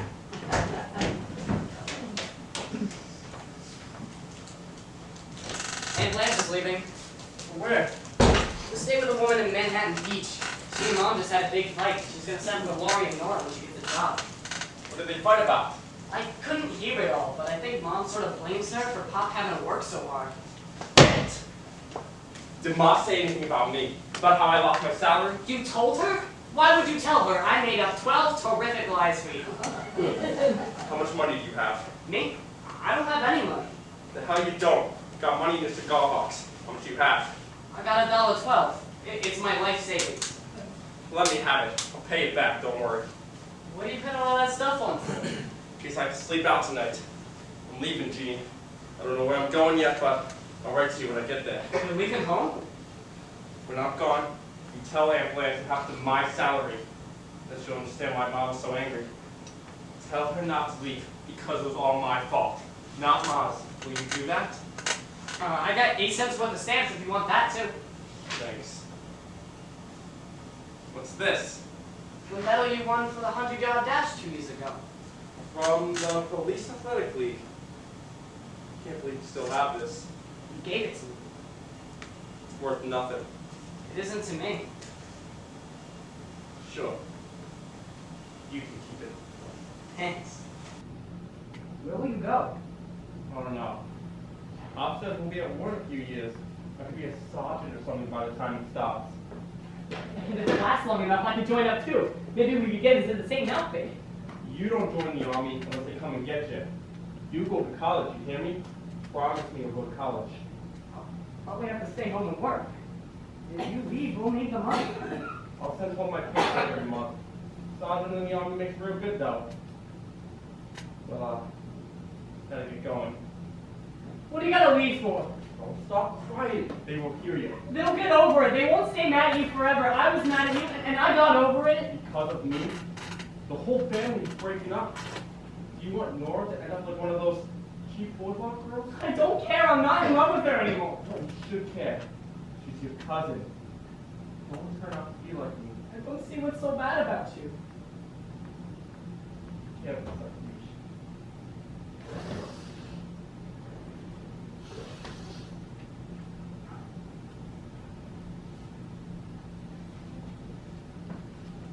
If you ever write a story about me, you call me Hank. I always liked the name Hank.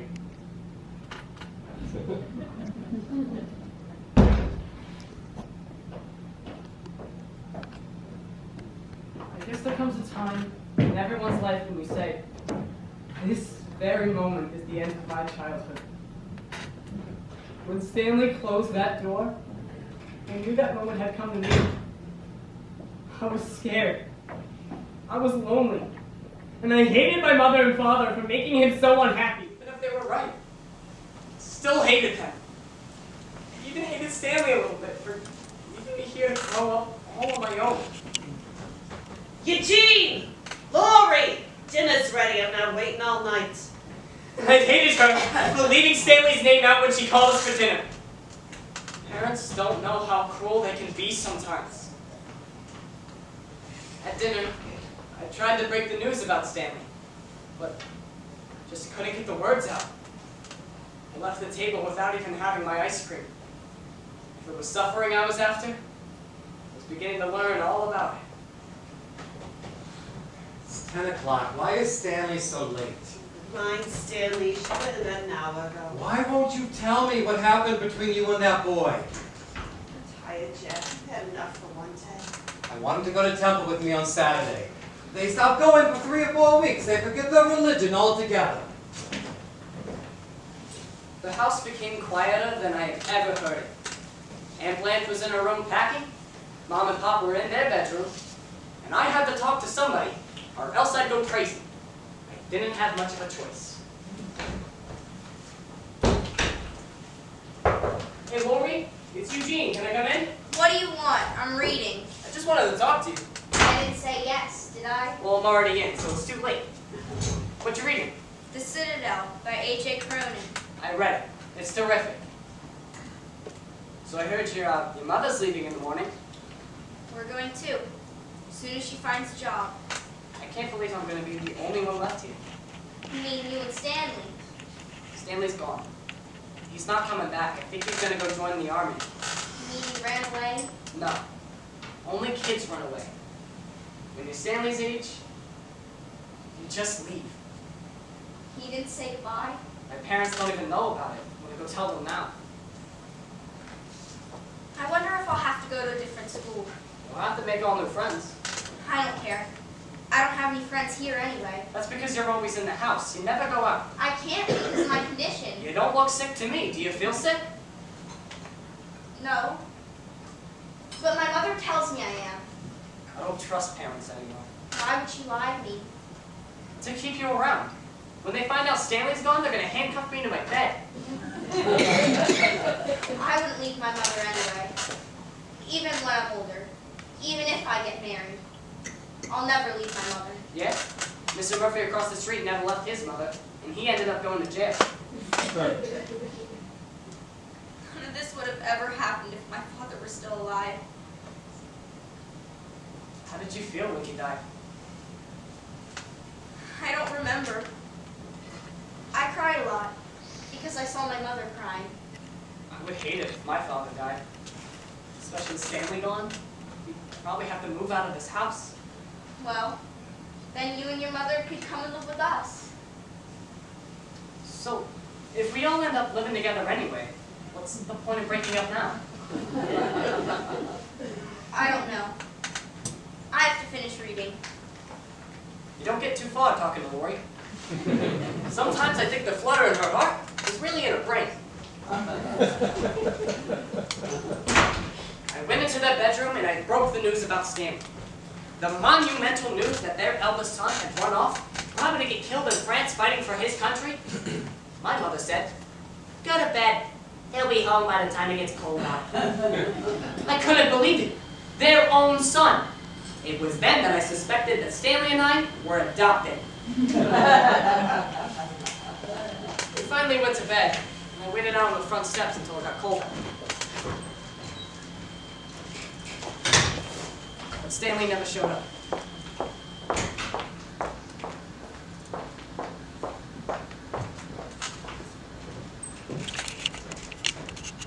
I wanted to talk to you. Now, it's late. I know it's late. Could have talked earlier if you didn't come home at 12 o'clock at night. How was your dinner? I didn't go. Mr. Murphy was in an accident. I'm sorry. Is he all right?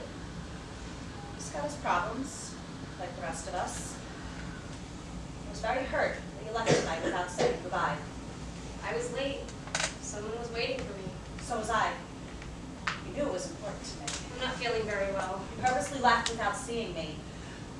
You've never done that before. Can we talk about this in the morning? Won't be here in the morning. Then tomorrow night. I'm moving out. Nora, leaving in the morning. What are you talking about? Aunt Kate and I had a fight tonight. We said some terrible things to each other. Things that have been bottled up since we were children. I'm going to stay with my friend Louise in Manhattan Beach until I can find a job. Then I'll send for you and Lori. Can't believe it. You mean it's all right for you to leave us, but it wasn't all right for me to leave you? I was never concerned about your leaving me. It was your future I was worrying about. It was my future. Why can't I have something to say about it? Maybe I was wrong. I don't know. I never made decisions for the family. Your father did. Everyone always took care of me. My mother, my sisters, your father, even you and Lori. I've been a very dependent person all my life. Maybe that's all I'm asking for, to be independent. You earn your independence. You don't take it at the expense of others. Would that job even be offered to you if somebody in this family hadn't paid for those dancing lessons and paid to keep a roof over your head and clothes on your back? If anybody's going to pay back Uncle Jack, it'll be me doing God knows what, I don't know. One thing I'm sure of. I'll steal before I let my daughter show that man 1 ounce of ingratitude or disrespect. So I have to give up the one chance I may never get again. Is that it? I'm the one who has to pay for what you couldn't do with your own life. What right do you have to judge me like that? Judge you? I can't even talk to you. I don't exist to you. I have tried so hard to get close to you, but there was never any room. Whatever you had to give went to Daddy, and when he died, whatever was left, you gave too. What? Finish what you were going to say. I have been jealous my whole life of Lori because she was lucky enough to be born sick. I could never turn on a light in my room at night or read in bed because Lori always needed her precious sleep. I could never have a friend over on the weekends because Lori was always resting. I used to pray I'd get some terrible disease or get hit by a car so I'd have a leg all twisted and crippled, and then once, maybe just once, I'd get to crawl into bed next to you on a cold rainy night and talk to you and hold you until I fell asleep in your arms. Just once. God, Nora, is that what you think of me? Is it any worse than what you think of me?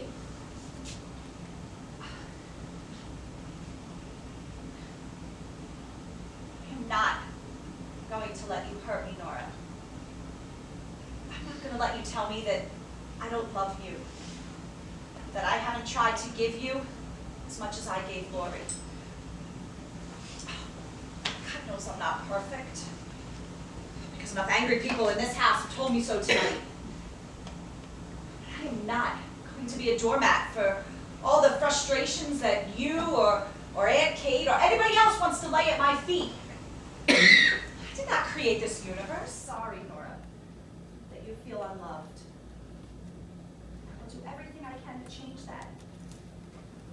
Except apologize for it. I'm tired of apologizing. After a while, it becomes your life's work and it doesn't bring any money into the house. It's taking your pain and Aunt Kate's anger to get me to start living again. And God will give me the strength to make it up to you. I will not go back to being that frightened, helpless woman that I created. I've already buried someone that I love. Now it's time to bury someone that I hate. I didn't ask you to hate yourself. I just asked you to love me. Do you, Nora? God, why can't I make that clear to you? I feel so terrible. Why? Because I think I hurt you. And I still want that job with Mr. Beckman. I know you do. But I can't have it, can I? How can I answer that without you thinking that I'm still depriving you? I don't know. Maybe you just did. I hope so, Nora. I pray to God it's so.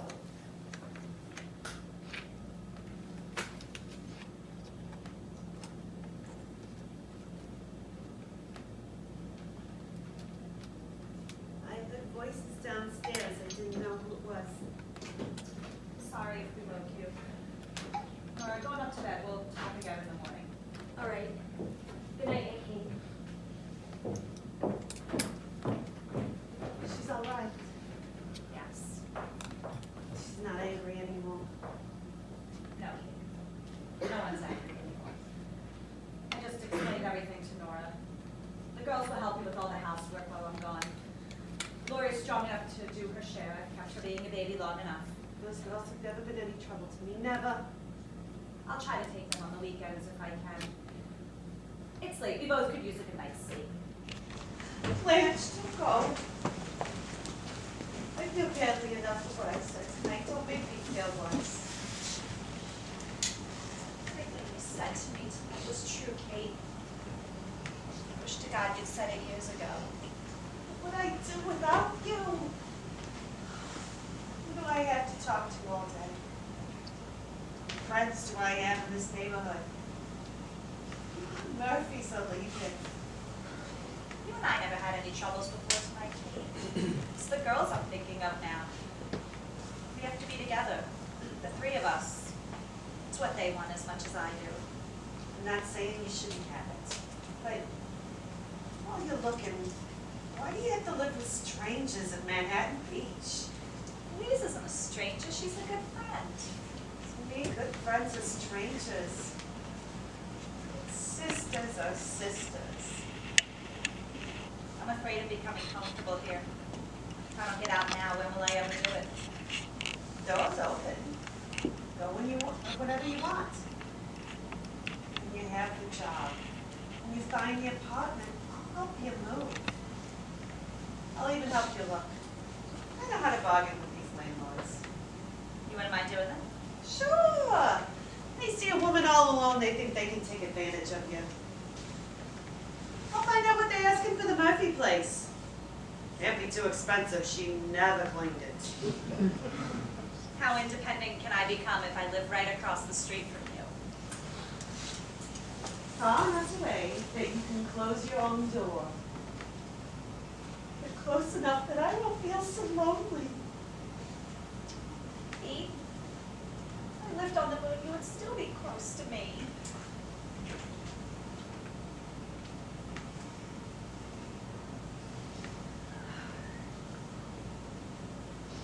I'll go tell Jack good news. He wouldn't go to sleep unless I promised to bring him good news. I suddenly feel so hungry. Of course. You never ate dinner. Come on, I'll make you some scrambled eggs. Oh, I'll make them. I'm an independent woman now. With your eyes, you'll never get the eggs in the pan. So Aunt Blanche decided to stay while she looked for a job. The next morning, Nora went back to school, and she gave me a smile in the morning, and she let her legs look as creamy white as ever. Lori was asked to take out the garbage, but she quickly got a flutter in her heart. So I had to do it. Life was back to normal. Eugene, go back to green flats. I need more flour. How much? A teaspoonful? Stanley didn't come home that night. And although Mom didn't say it, she was plenty worried. She told Pop how Stanley lost the money in a poker game.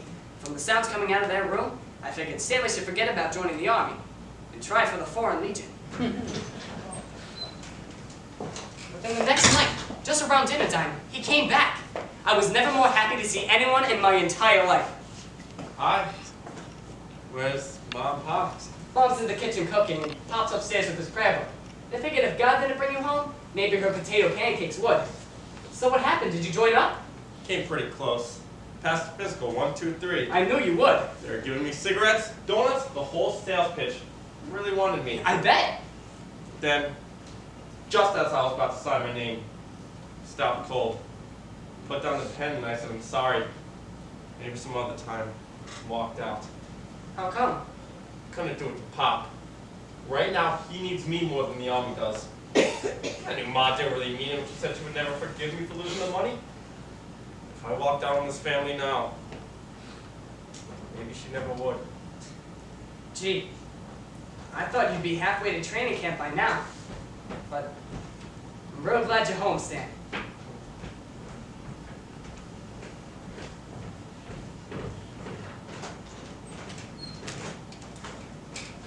Eugene, go back to Greenblatt's. I need some sweet cream and sugar. Stan's home. Hello, Ma. Get a 2-pound bag. I'm gonna make a chocolate cake. A 2-pound bag from Greenblatt's. I'm gonna need some identification. Are you staying for dinner?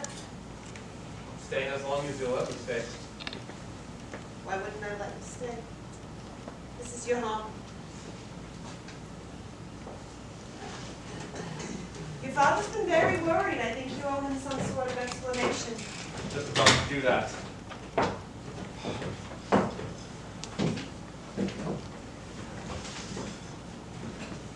Hi, Pop. How you feeling? Look, I'm sorry about not coming home last night. I know it was wrong. I just didn't know how to tell you about the money. I know it doesn't help with me saying I'll never do it again, because I won't. I swear, never. I made $3. I went over to Dominic's bowling alley and I set things till midnight, and I can make another $6 on the weekend, and that makes $9. I'll get the entire $17 back, Pop. I promise. I'm not afraid of hard work. Hard work and principles is what you taught me, and that is the code I'm going to live by for the rest of my life. So, if there's anything you'd like to say, I'd be very glad to listen. Did you read the paper tonight, Stanley? No, Pop. There's going to be a war. A terrible war, Stanley. I know. The biggest war the world has ever seen, and it frightens me. We're still not over the last one yet, and already they're starting another one. We don't talk about it much in the store because of Mrs. Stroheim being German and all. My brother Michael was killed in that last war. I told you that. You showed me his picture in uniform. He was 19 years old. The day he left, he didn't look any older than Eugene. He was killed the second week he was overseas. I know. I was 16 years old. That's why they didn't take me. I lived with my uncle, Maury, and my aunt Rose. They had 2 sons in the Navy. Both of them wounded. Both of them decorated. Uncle Leon and Uncle Paul. My brother would have been 45 years old this month. He was a good athlete, good dancer, good everything. Oh, I idolized him the way Eugene idolizes you. Doesn't. No, he does, believe me. I hear him outside with his friends. My brother this and my brother that. Brothers can talk to each other the way fathers and sons never do. I never knew a thing about girls until my brother taught me. Isn't it that way with you and Eugene? Yeah. Tell him a few things. That's good. I'm glad you're so close.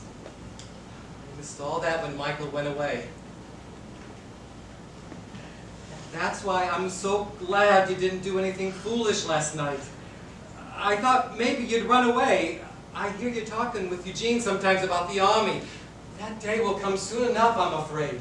I did think about it. It was on my mind. Don't you know, Stanley, there's nothing you could ever do that was so terrible I couldn't forgive you. I know why you gambled. I know how terrible you feel.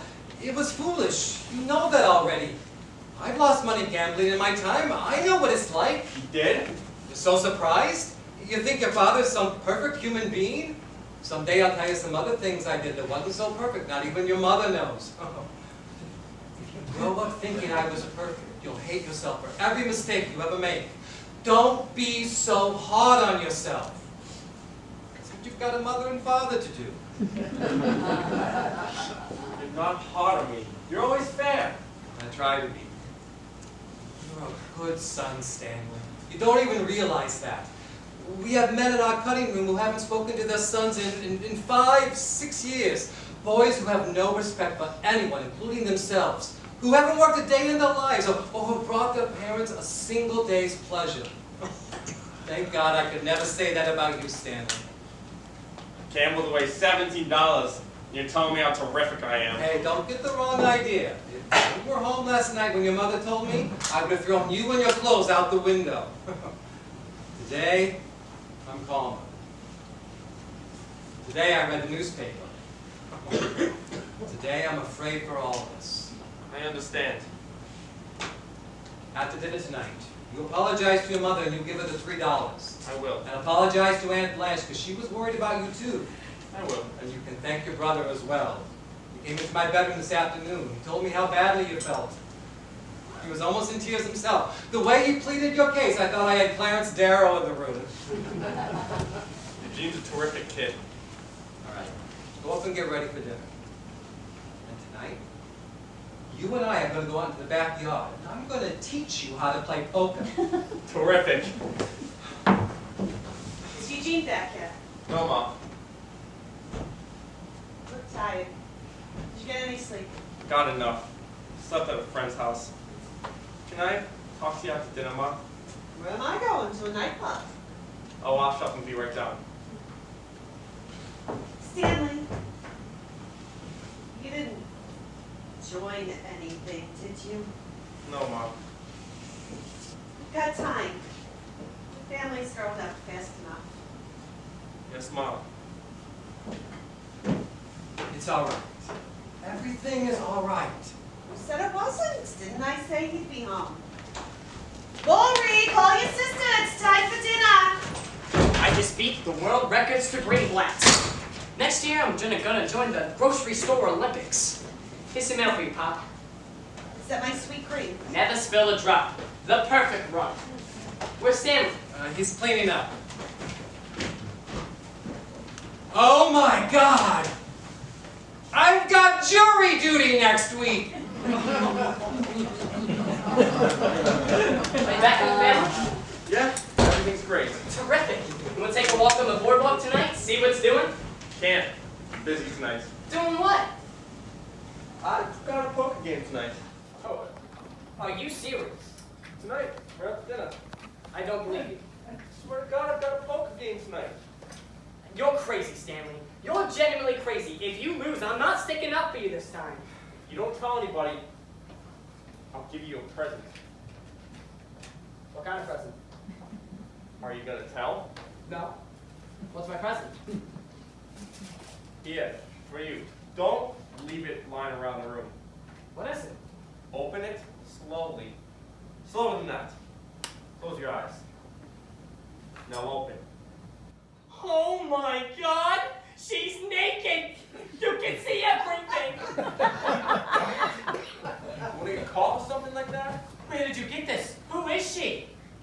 She's French. That's how all the women in Paris are.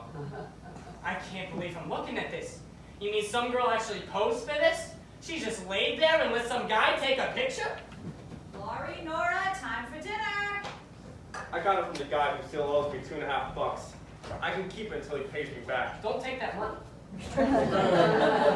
Let him keep it for a while. It's my appreciation for being a good buddy.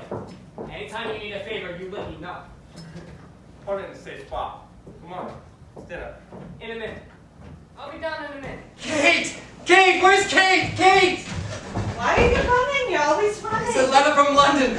My cousin Shalem got out. They got out of Poland. They're free, Kate! Oh, thank God. His wife, his 4 children, his mother, they're sailing for New York tomorrow. They'll be here in a week, Kate. In a week? I don't think so. A little maybe. They had to sell everything. They took only what they could carry. Where will they stay? Well, I don't know. We'll have to discuss it with the family. Some with Uncle Leon, Uncle Paul. With us. We'll put beds in the dining room. It's easier to eat in the kitchen anyway. Oh, the little ones can stay with Lori.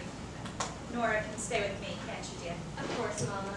Don't worry about money, Pop. I'm gonna hit Mrs. Strawn for that raise. They got out. That's all that's important. They got out. Eugene, we're all waiting for you. I'll be down in a minute. I just have to write something down.